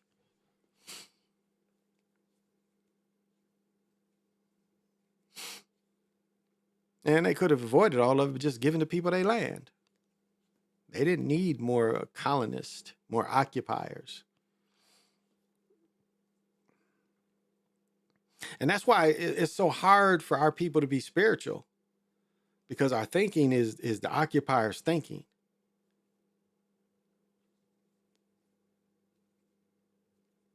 You know, we're so conditioned by the occupiers that we think just like them. We don't even think for ourselves most of the time. We think in favor of them. Oh, it's so great to be an American and all this. But if you look at American history, it's nothing to really be proud of, what they've done around the world. And that's why, you know, I understand ex-soldiers have to look at things and you know, like especially, you know, most World War II vets have dead, but a lot of them came over and it's like, wow, what did I really help? I helped the same rich people that was rich before I went to war. What did they sacrifice? All I know is I see a lot of families with children that died, young men that died. And here are these same rich people. I mean, take what Trump did and how Trump wasn't able to, how he got out of going to Vietnam. Pay the doctors off. And that's something they never really went after, because that was all told long time ago, how Trump's daddy paid his doctors off. He had bone spurs. He got out of going to Vietnam for bone spurs. Because the way the deal was, as long as you was in college, you didn't have to, you know, you didn't have to, you got a deferment. Or if you were married with children, because I think that's how my stepdad didn't have to go. He married my mother, and it was me, and then we had my brother. So, you know, he had children. He had to support. So he was able, and that's why what didn't make sense about Ali. Joe Frazier was able to get a deferment, but not Ali. And Ali adopted his first wife's child. So he should have got a deferment too. But that was all politics. All politics, and probably kind of scripted too, you know. Now, I don't know who this is. Azera Bames, TV's most known snowfall and teenage bounty hunter. She killed herself. What? This young sister killed herself? This is definitely a sacrifice. Wow. Azea Bames. Snowfall and teenage bounty hunters. Wow. She killed herself. Wow. Wow. Writing didn't reveal, but Richard Pryor's a deep influence on her work. Me too. Okay. Well, sorry to hear about you, sister.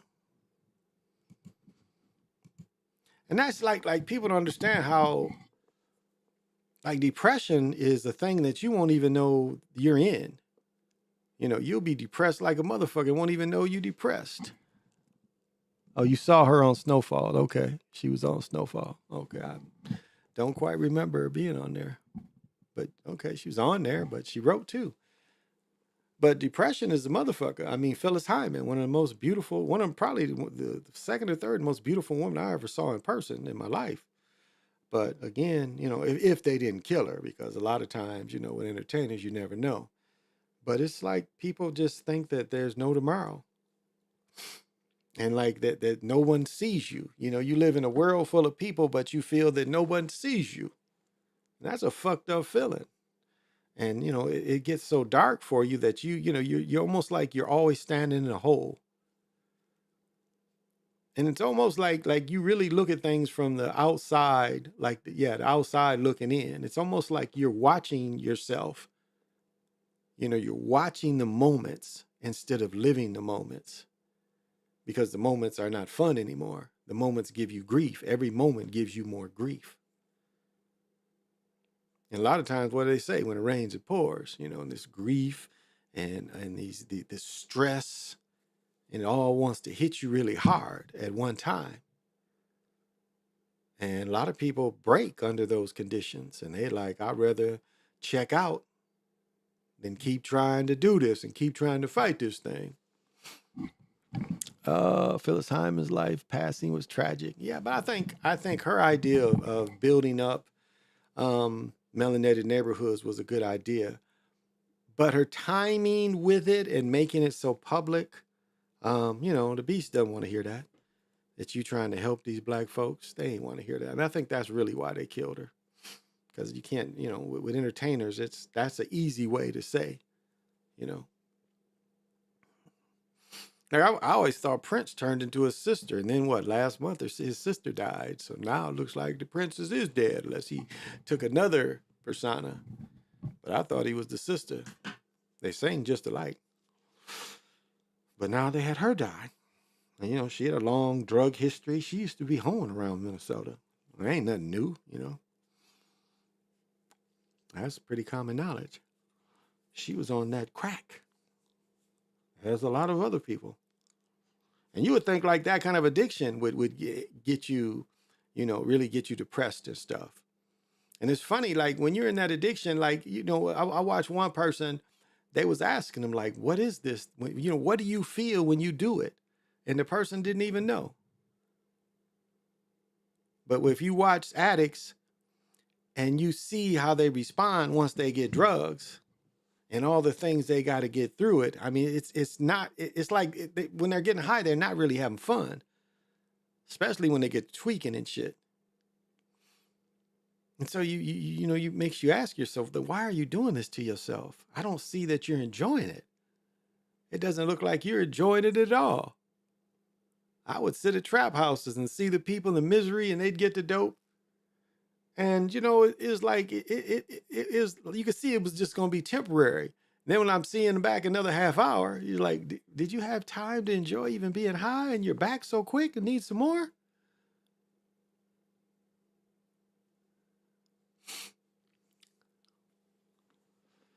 So, the real beef is not on the internet. Yeah. I mean, we live, my dad gave a speech in the church one time, and he talked about Bush 1. I think it was a speech about Bush 1. And really was like where the fascism came in, because we live under a fascist system. And the fascist system, the occupiers are fascist, all right? And they believe the corporations should run, business should run everything. The government is just a function, a figurehead. But the fascists run the country. And now when you got, Amazon, you got Tesla, and now they saying just like all them Stellantis, them Jeeps ain't selling, they saying them Teslas ain't selling either. The Teslas are sitting. I live by a big giant car depot because the mall, ain't that many stores in the mall. They rent the parking lot out and they made it a depot. And them cars, it's just growing. It don't even hardly seem like the cars move. And they saying the same way with Tesla. They say he's got a lot so big that you can see his cars from space. Or when they up in the planes, you can see his thing. That there's so many cars that he ain't sold. Yet they want to tell you he just keep making money, but the cars ain't selling like that. And they're almost to the point where they want to force you to buy the cars too. They want to force you to buy the cars. All this woke propaganda against real manhood is made by design. Communism's practice Russia is actually fascism. Well, I don't know, because oligarchs don't really. They are more like Providence. Like you take an oligarch, and even though he may own a business, he is more self-moved than saying that the corporation in the whole we want to move. I think that's the difference, is they break that down where the oligarchs have certain wings of the businesses they run, but the main one that wants to benefit is that oligarch and not the corporation. Pure fascism means that the decision was what's ever best for the whole corporation is what's best for the company, or whatever agenda this company needs. And that's what we are. We are a country of corporations that only want decisions made that whole corporation can benefit from. And they don't really know anything else. And that's really what's practiced more than, because it's funny, they tell you they want to shut the government down, but Biden just sent $700 million to The Ukraine. So tell me how, and you know, I know that certain monies is put here to do this and certain money's put there, but you can't say fuck sending that money to them. Let's put this money into these services in America. And then they, you know, it's loans they give them, but then they want to cancel their debt, cancel their loans. So the Tesla company in Dallas, yet there are not a lot of electric pumping stations in Dallas. Well, what did my friend say? She rented a Tesla and she said it cost her roughly to use the car for 10 hours. What did she say? Each time to charge it, because she tried to go from one side of Michigan to the other. So well within the 400 miles. But she said each time she charged it, it took like an hour and a half. And she said, you know, because that ain't free. You know, them charging, you charging just like gasoline. You know, it's a meter, that electricity shooting in that car. It's a meter like that you paying.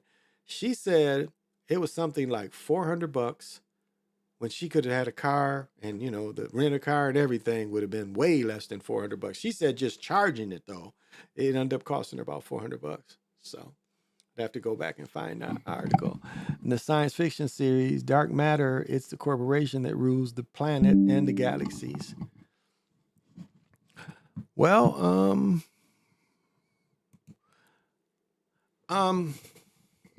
this is what's interesting is, like, even you get into Sumerians, it's humanoids. It's like there's, you know, and that's it's like they want you to think that just humanoids is the only thing that exists. And what else do they give us? They give us three things: humanoids, insects, or dinosaurs. Even if it's a Bigfoot look like a humanoid. So why is it that's the only thing that's in the universe is humanoids? Even the gods is supposedly humanoids. Especially you get into Sumerian story, all humanoids. So tell me, you know, that's the only people that can move, the only type of thing that can move in the universe is humanoids? Seems very unlikely. Seems very, very unlikely that humanoids is the only thing that's going on in the universe. But then again, that's what they want you to think.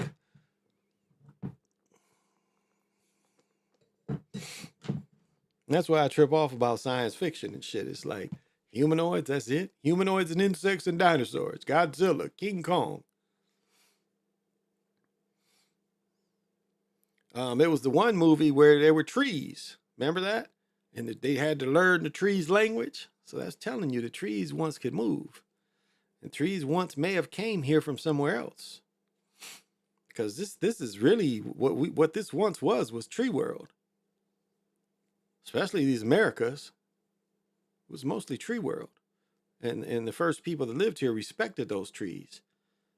To build everything they needed to build, they didn't have to cut trees down. There was enough dead trees they could find in the forest to take and build anything they had to. So they didn't have to kill more trees. They didn't have to kill trees. And the occupiers decimated the trees. All the old growths, except the redwoods, sequoia. They decimated all the trees. The East Coast was nothing but trees. Ohio, Michigan, Wisconsin, Minnesota. And the occupiers came and they decimated all of them. And I've said many times, it wasn't until the Dust Bowl days like, oh, I guess we do need trees. That's why, you know, what you see now is 20 to 30, 40 years old. You see most trees to farm to keep the crop soil in. Erosion. That's new. That's why you don't see ancient trees. Because they cut the ancient trees down. Went to war against them, matter of fact. And saw, long as it got one and that's again, that goes into fascism. Long as cutting trees down helped the corporation, they didn't give a fuck. And they still really don't give a fuck. And I've said before, you know, to them, the end of the world is when they're not in control. That's what the end of the world for the occupier is. And as I've always, gave the example of the Planet of the Apes, they would rather blow the world up and try to restart it, do a restart. That's really what they would want to do. They would want to revamp things, redo things, so that they always are the occupiers of the world. They think the world is for them because they stole the most wealth. That's how they think. They've stole the most wealth, so they think everything else belongs to them. What did Scarface say? I want the world and everything in it. That's telling you right there how they think.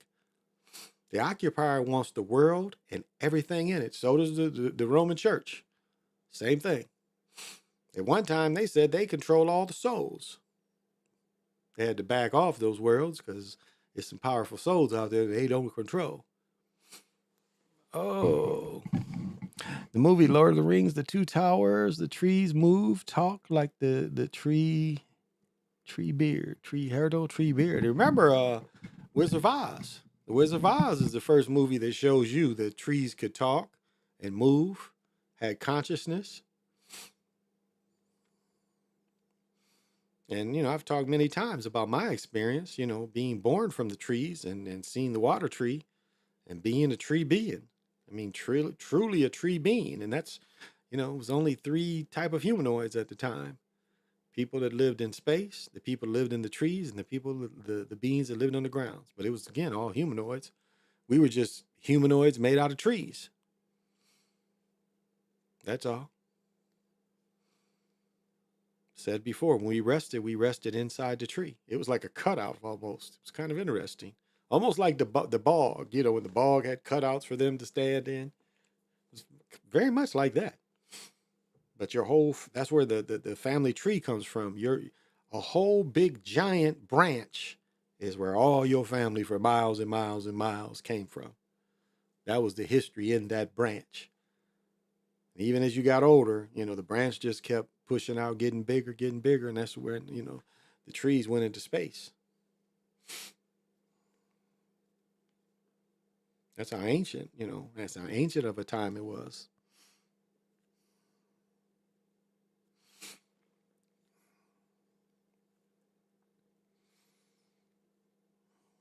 Let's see, and when you have vision quest and stuff, it's the moments.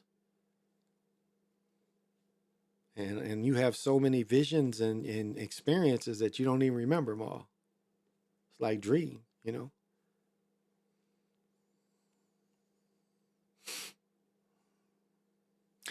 I'll tell you what's really, I've said this, if you guys follow me for years, it's like time is sped up so ridiculously right now.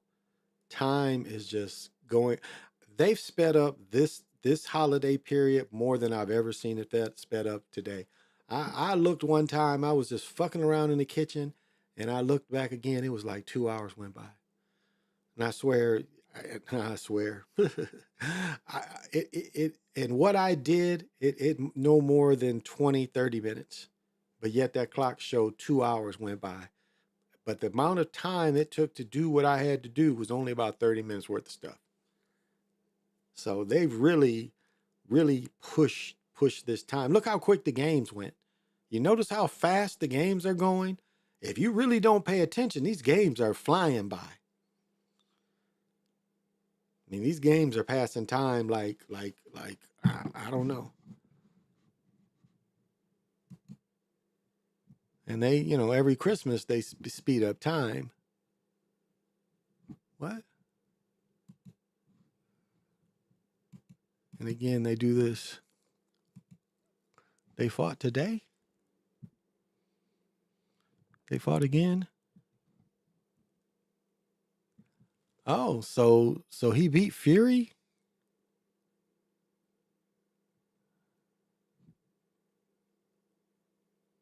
Oh, so Fury fought? I didn't hear anything about it. Any guys knew Fury fought? He got beat again. Yurik beat him again, it said. 37-year-old performance, a repeat of his May victory when he became the undisputed heavyweight champ. Fury showed improvement from his first encounter, including a strong start. He could not find a way to solve his evasive style, despite giving advantage in height, weight, and reach to the much larger Fury. Uric demonstrated exceptional skill and movement throughout the bout. Fury weighed a career high 81. Okay, he wasn't trying to win at 281, even though he's 6'7", 6'8", 6'9". Started strong, but unable to overcome the strength in boxing. Fury attempted to control the center of the ring with his jab, but Usyk effectively countered by ducking inside and unleashing combinations. Fury briefly had success in the 5th, 6th round, landing body counts, but Uric's sharp counters and sharp movement took over late rounds. Fury was noticeably fatigued and struggled to keep up. Okay. I didn't even know they fought today. Did not know that. Last year, February, March, had 28 days each.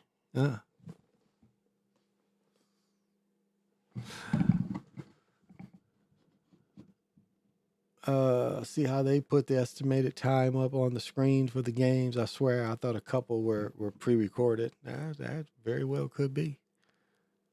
Very well could be. I used to think as a boy that like they faked all the games. I mean, I thought that as a child. I was like, man, they don't play all these, because I used to look at all the box scores. I don't know if y'all was that much of a sport junkie. I used to look at all the box scores of the games. And I like, they ain't play all these games. That's what I used to think.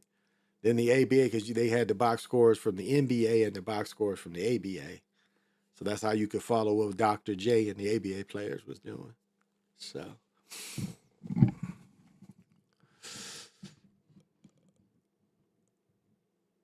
Oh, man. Let me see. Let me bring these back out. I went into Nike today. Oh, my goodness. Let's see. Is it in here?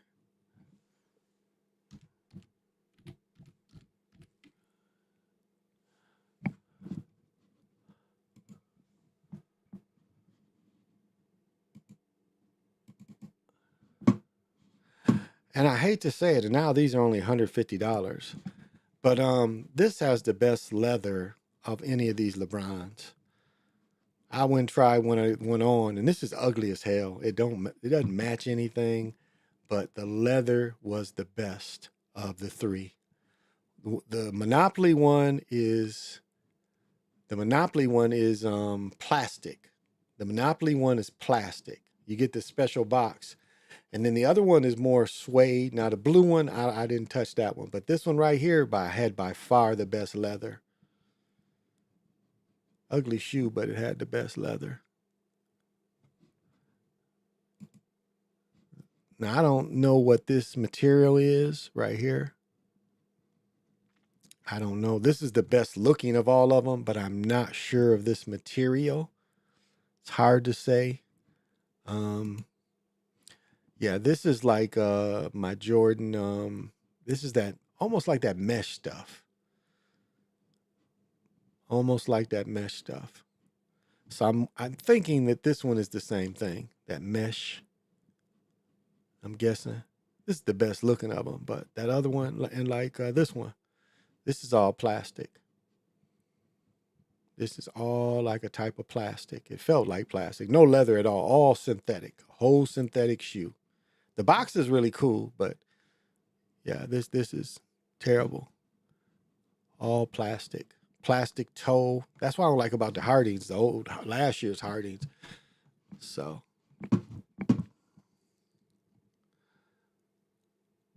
you know me, I'm a shoe junkie. I'm a clothes junkie. I didn't buy nothing though. I went out there. I bought, I don't like picking out gifts. I'd be like, what you want? Like my daughter's a different story, but my woman, my wife, I'm like, yeah, what do you want? Show me what you want, and then we'll go from there. But I bought her it's Athletica. It's called Athletica. Got her some stuff out of Athletica, I think it's called.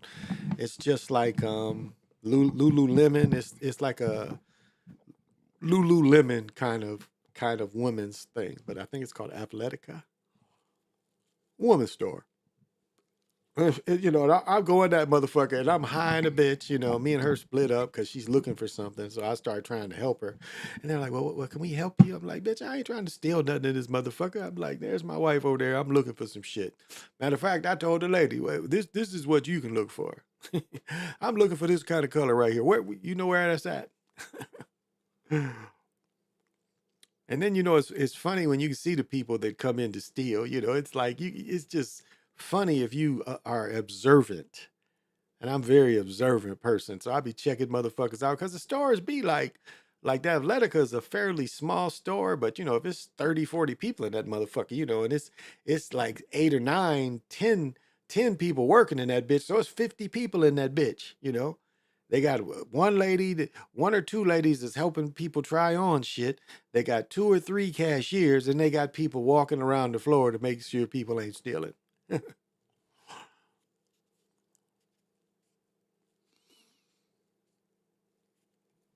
So, oh,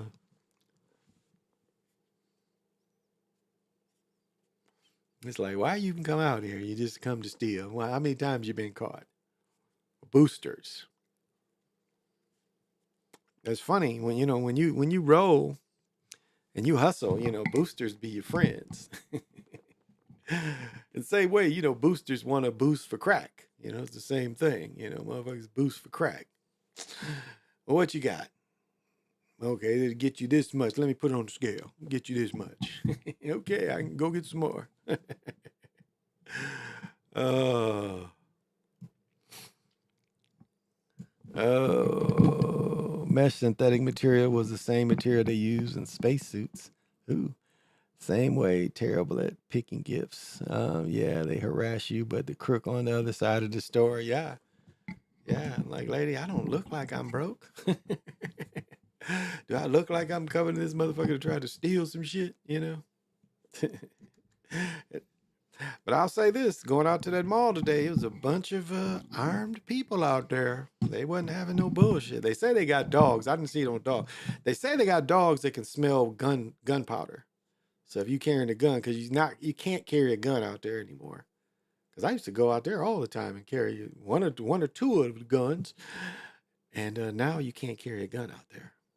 And they say they have dogs. They use facial recognition and all that, which is good. Keep the bullshit away.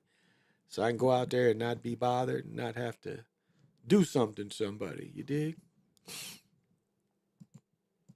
Just be left alone. Well, oh yeah, almost 2 hours and I'm coming on tomorrow.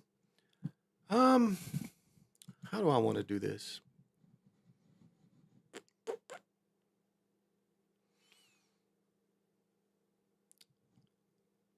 Because my method is a little different than one divideness. I don't really do it the same way.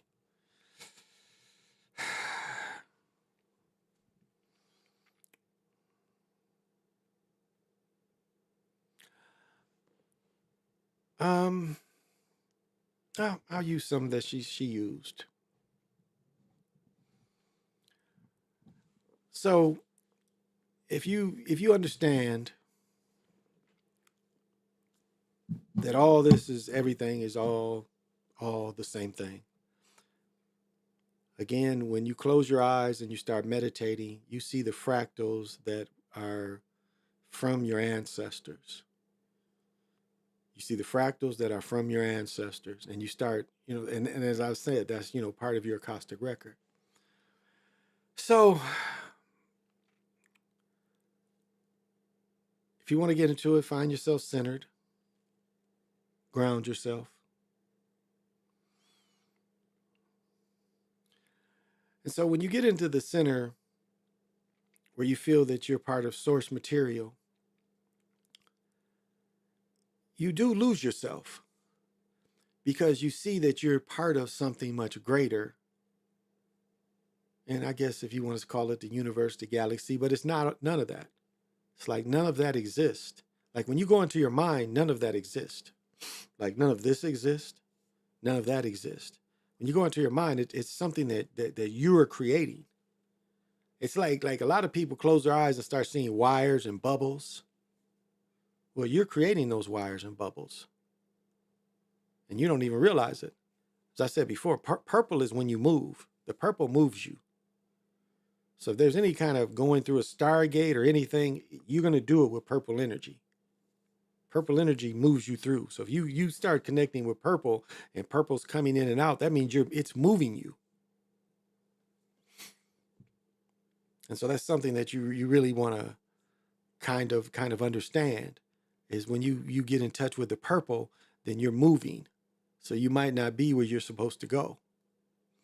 And then sometimes, like, even once you start mapping out where you're from, mapping out where you're going to go when you pass, there's times when the purple still moves you, so you learn a bigger understanding of all that is going to be your home.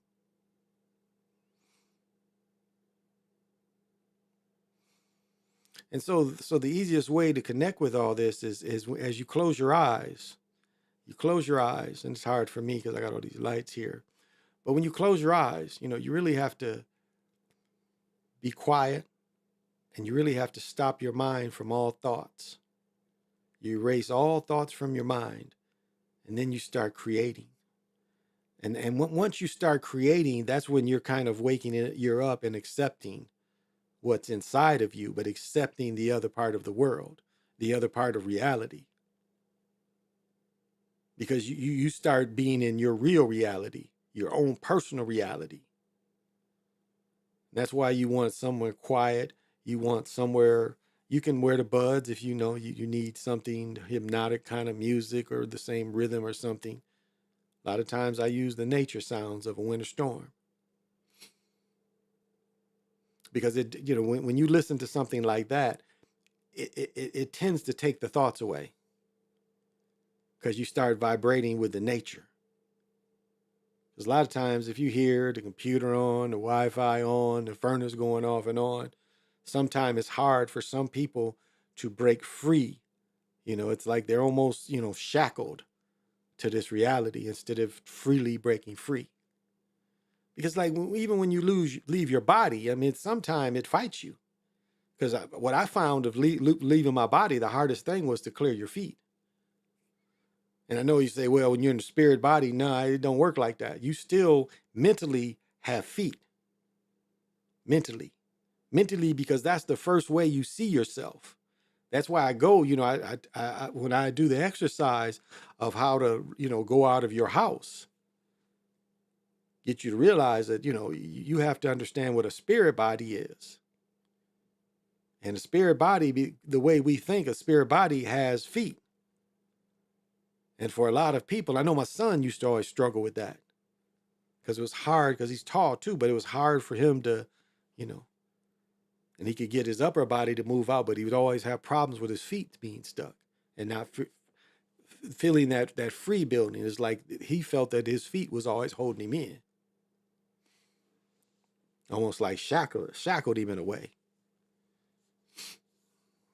Because when you first get into it, that's the only way you can really, you can really explain it to yourself. Because as all this is happening, all this is creating, you still need some rationality about the event, about the moment. You still need to have some rational thought, because that doesn't really go away. However, what happens is you do try to shut all thought off, and what you do is you just say, go with the experience. Go with the feeling that you've created, the energy that you've created. You go into your own energy field that you created. And a lot of times you see that you don't need to be in this body. And what's interesting about this body, it'll do the breathing and it's very efficient. You leave your body and you can look back and you see it's breathing, being efficient. And what's interesting is you look back at your body and your body will be there like it's still, if you ask yourself, what do you feel right now? It's like, well, I'm meditating and I feel this and that and this, not realizing that you done left your body. If you talk to your body, that's how your body would answer back. It doesn't realize that you've left it, because your body is still going to function.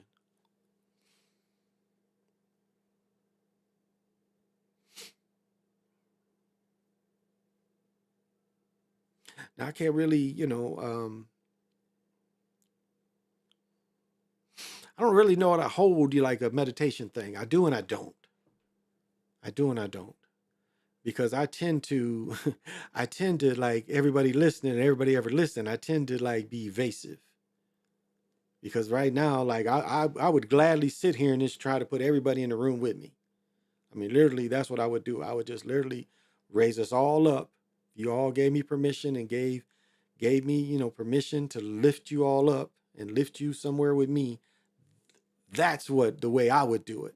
The one divineness doesn't require that, but that is the way I would do it, that I felt that I would be the most effective helping people. But on the other hand, it's quite evasive, because it is spiritually me using your energies. And it's not necessarily for my benefit, but it's just what you would be giving permission for. You wouldn't understand what you're giving permission for. I guess is the best way to explain it. So I don't know if me trying to get into a meditation kind of talk is really fair. I don't know if it's fair to me and fair to y'all. And so that's the best way I can think of is just describe it and then let you practice it, and especially tonight. I mean, if you aren't at work, if you're free, meditate tonight. If you don't meditate any other time of the year, meditate tonight in this true darkness. And the one thing you're going to notice is it's busy. Like if you used to meditating in the daytime, it is freer. Now I have to black everything out to meditate in the daytime, but it's freer. But when you meditate at night, because of the energies and you got and you're competing with the energy of the dreams too. If you kind of understand that thing, that dreamland is out there too. So when you normally like are moving, you find out like a night like tonight, it's a lot of energy out there. And so a lot of things are moving. And so where you might just see normally something clear, you're going to see, especially low vibration, you're going to run into a lot of the reds. And you've got to, push through all those reds. And because that's how corrupt, because so much low vibration is out there. So it's not always the high vibration in you. So if you're stuck in those reds, you're stuck in low vibration. So you're almost, I would dare say you're almost stuck in the beginning.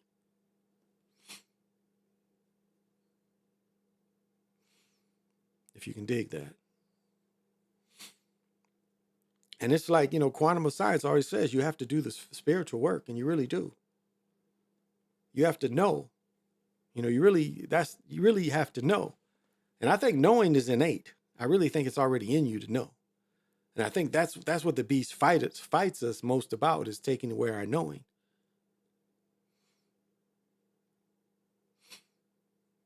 Because it's easy to control if you don't know. That's why they push faith so much. Because faith takes away from your knowing. You have faith, so you don't need to know.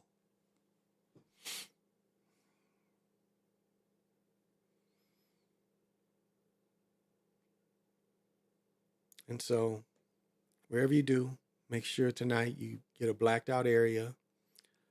If you don't have any stones,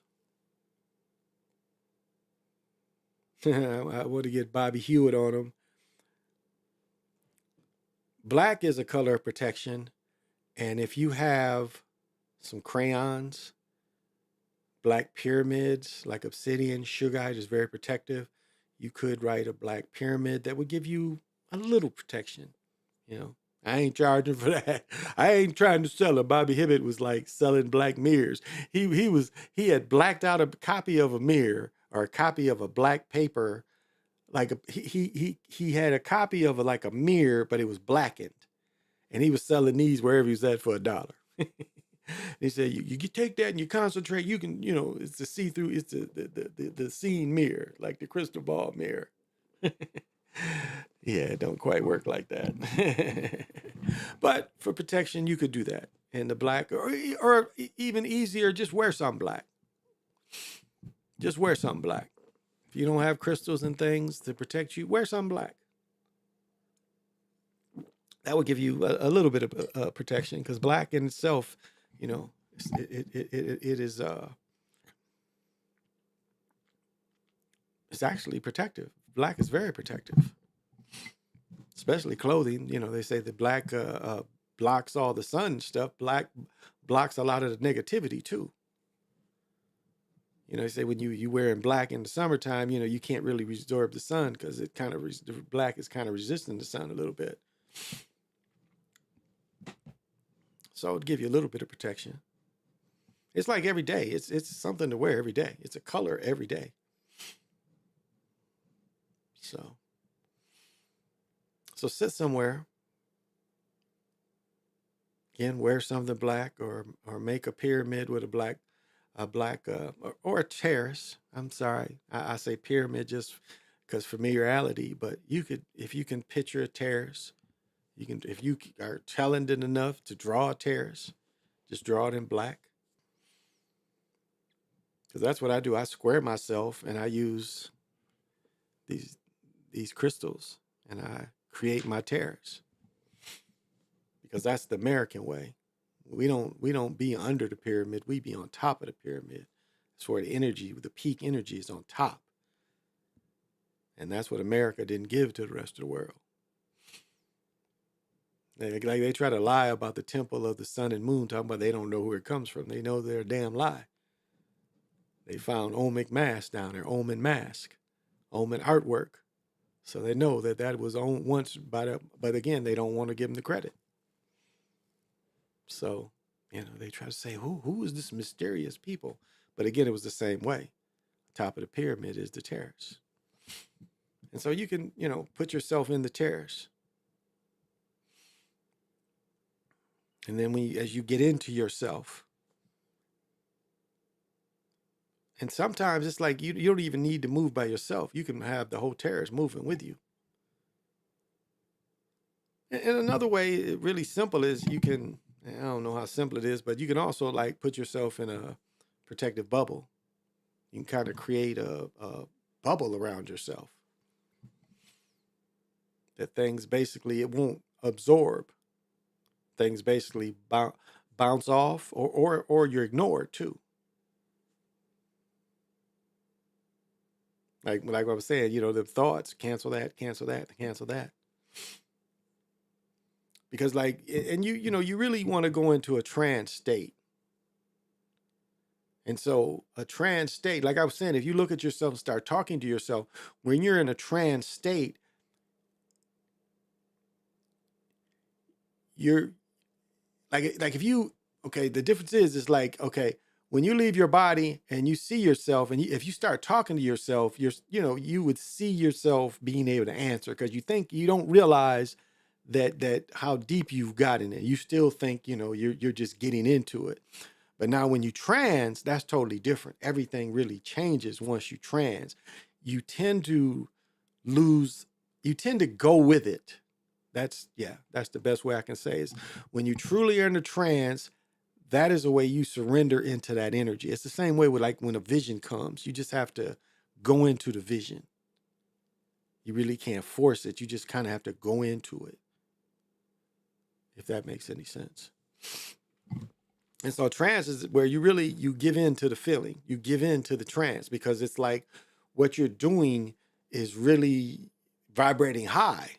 And so it's vibrating so high that it almost overpowers you into how deep you get into it, because all your knowing starts working in an unconscious way.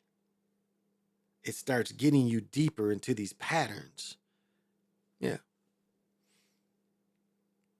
And other times, you know, you can see colors and you be, you know, completely conscious of it. But if you feel that trance starting to hit, then just surrender to it, to the trance. Because a lot of times that can really take you deeper. And then you're really not as aware. You know, it's almost a sleep state, almost. Because I know, like, I get to, like, a lot of times I'm holding crystals, and sometimes I get so deep in the trance, I'll be done drop the crystals that I was holding. That kind of gets me out of. That's how deep I get into it. Where if somebody looked, they would think I'm asleep, but I'm really not asleep. I'm pretty deep into, going into the astros, the ethers, other stuff. And then the other question is like, I always talk about if you run into unagreeable things. Like a lot of times what happens is when you start seeing beings or entities, they don't really need to interact unless you have questions. But a lot of times they just want you to be on the level where they recognize you and you recognize them and you show no fear. That's a lot of times all they want is you acknowledge they're there. It's like even holding a crystal. When you hold a crystal, the crystal will say hello to you. They start flashing colors. And they get mad if you don't notice, because then it might not vibrate high enough for you. So that's one of the first things I do is like, come on. And it's like the thing when you wear diamonds, it's almost like fireworks. The diamonds will start saying hello. Because a lot of people don't like wearing the metals, which to me, diamonds is amplifiers. So I like having the amplifiers.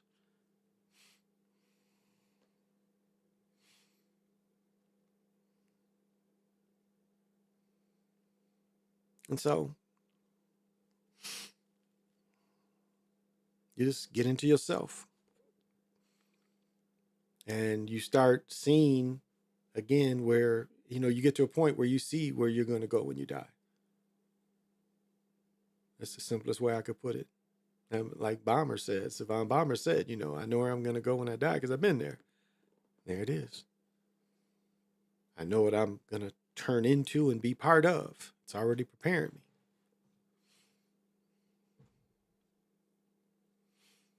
me. And this is like even being spiritual, being spiritual, the constant reminders of death is just, as you get older too, it just comes there. It's like, there's a girl my age we read about today. Like in April, I was severely sick, still suffering, I've changed. I can't say how I'm going to be in 10 years. I don't know. But I'm doing everything I can to, keep myself strong and my mind fit. I've been lazy, no doubt about that. I've been lazy. I still only weigh 230 and ain't did nothing. I was, 250? I got up to 250. And I ain't really, we walked 2 miles at the ball.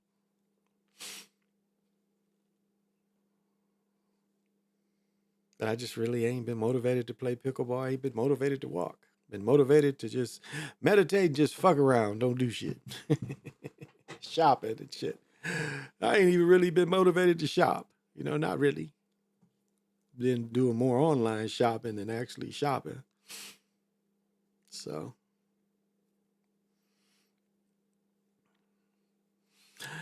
Well, in closing,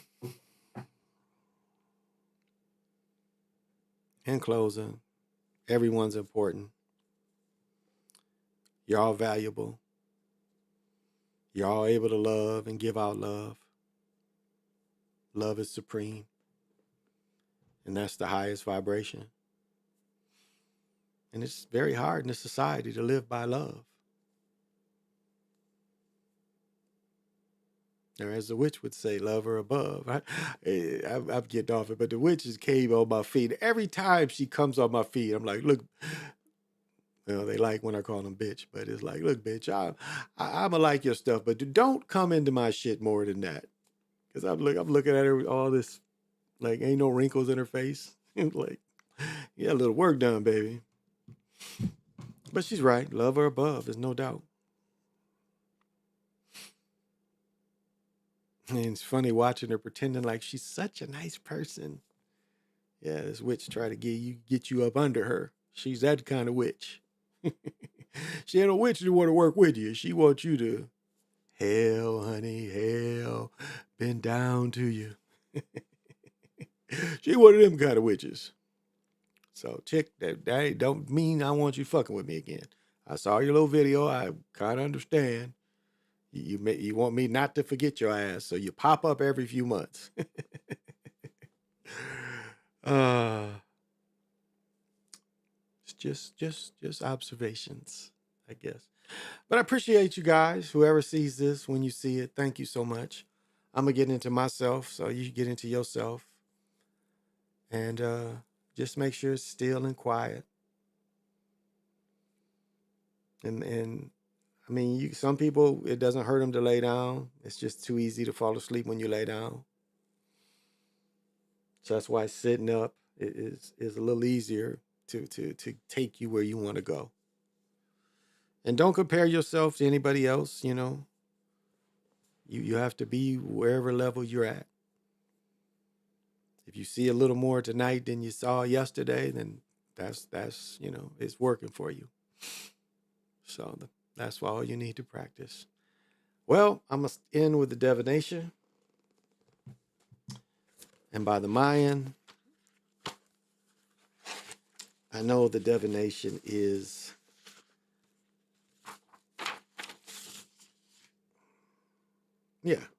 the divination is snake or Khan, and the energy is coming from the south tonight. So if you want to feed yourself more energy, get it from the south. Idea, seed idea, ordering power of growth, generative principle, sex, and reproduction.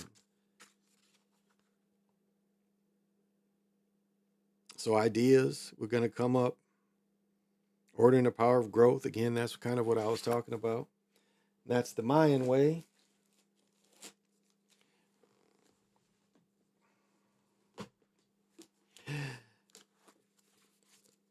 And here's a card for Wizard.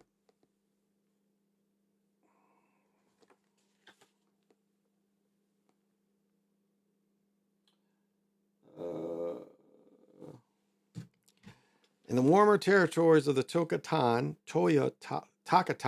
the capital city of the historic Toltec and Tula, capital of the ethnic Toltec, it was common to see the lizard ceremonial centers and pyramids. These little creatures lived in temples, also appeared in paintings on the walls. These animals so captured the attention of the Toltec that they included it as the fourth symbol in the Totapali, the calendar. Because of its fertility and resilience, lizards are seen as a spirit that watches over births. In addition, it was considered both the guardian of the temple and the guide of the shaman. The lizards were believed to have great shamanic way in a similar way that the guide dog 70? Oh, yeah. Guiding a blind person. It's not difficult to imagine how important the lizard was for society, in which the shaman was so intrigued with every part of their social, cultural structure. The lizard is associated with the elements of fire, representing shamanism and earth.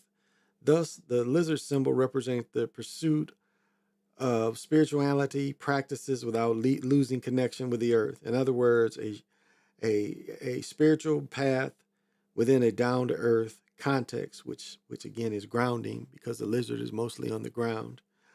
Because it represents the grounded approach to magic. The lizard is a symbol of equilibrium. When you get this card, it is a sign that you need to look for the equilibrium that arises from the cultivating both your spiritual, magical side and your practical side with equal attention and dedication. This is what it means to live a grounded spiritual life. As a guardian of the temple and the guide of the spiritual person, Kutapalin calls for the ones who devote themselves to learning and developing the most basic and traditional form of shamanism, or magic. In traditional magic societies, the magic path arises from the contemplation of the interaction with the forces of nature and its spiritual context. In this context, the nature is regarded as the visible face of the Great Spirit. The basic spiritual maneuver was to initiate interactions with the forces of nature as a means to achieve states of heightened awareness in which the basic separation between the self and what is out there ends. Is the etheric union between the human being and the God. The difference between magic and religion lives in the two factors. The first one, magic takes place in nature instead of churches. The second is magic, there's no place for intermediaries or priests who wield power over others through managing people's connection with God. In the magic experience, you can make the connection with the spirit by yourself. The modern Western attempt to understand spiritualism overemphasizes the roles of the spirit guide, has misled people to think that spiritualism can be practiced by the spiritual people only. The truth is, the spiritual experience is given all of the community, and the spiritual person themselves are just supporters, which provide space and techniques for people to participate in the shaman experience. Getting this card to be assigned, develop your shamanic path. So what it's telling you today is today, even though it's the darkest night, is a day of grounding. It's a day of ideas. It's a day of nurturing as well. Good day to take care of your body if you can, mentally and physically. Test your mental endurance, your spiritual endurance. It's a good day for that. And then tonight, I will work with you guys a little bit. And this way I ain't got to really take over. And I guess it's not a takeover. It's just when they say, can I take you higher? I take you higher. So give everybody who's watching a guide.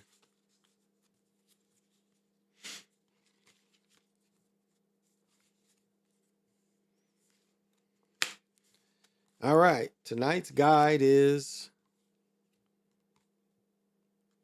the squirrel.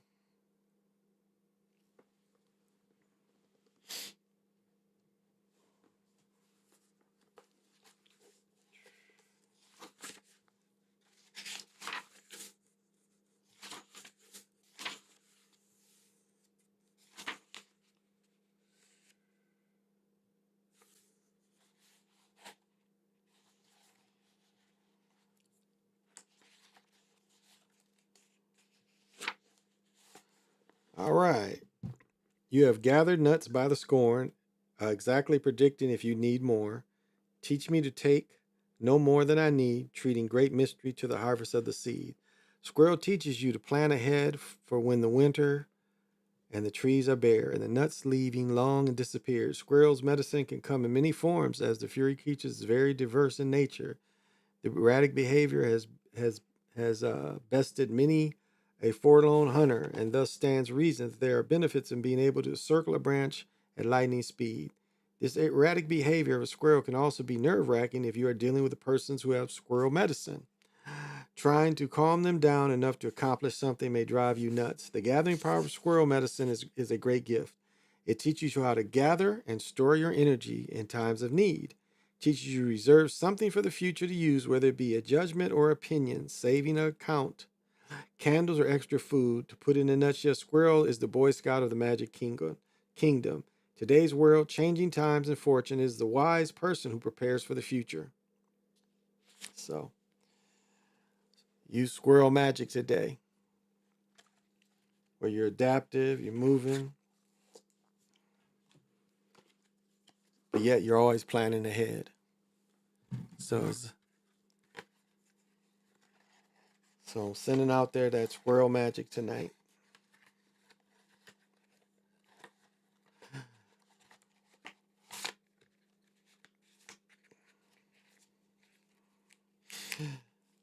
All right. Have great meditations. Happy solstice. Hope this is a little helpful. So, black is the source of all other colors. Indeed. Taoism they call fasting of the mind. Yeah, all about the Benjamin Mike Up character used himself as a division while the white woman stole for him. Diversion. Oh, it made me think of one more thing about Ricky Henderson before I close out. See, Ricky Henderson always talked in third person. I mean, he would always talk in third person. He's like, and the pitcher knows he never knows what Ricky Henderson's gonna do. He would always talk in third person. They say even when he talked on the phone, he would talk in third person. Hey, this is Ricky Henderson. You know what I mean? It's always third person. So his interviews was kind of funny. That's why you could see why he didn't do television. But he was always kind of funny when they interview him. But because he was always put himself in third person. So, oh, Nicole B, what's happening? You catching me as I go out? But thank you for joining. You can't get too close to Michael. It's a foul. Thank you for joining. I appreciate it. And we'll be here tomorrow. Be here Monday morning to Sunday night after the games to break the games down midnight-ish, between 11 and 12. I'm going to try to get a little meditation in and then crash because I've been up since. I ain't slept a lot in the last couple of days, so need to sleep. So this has been the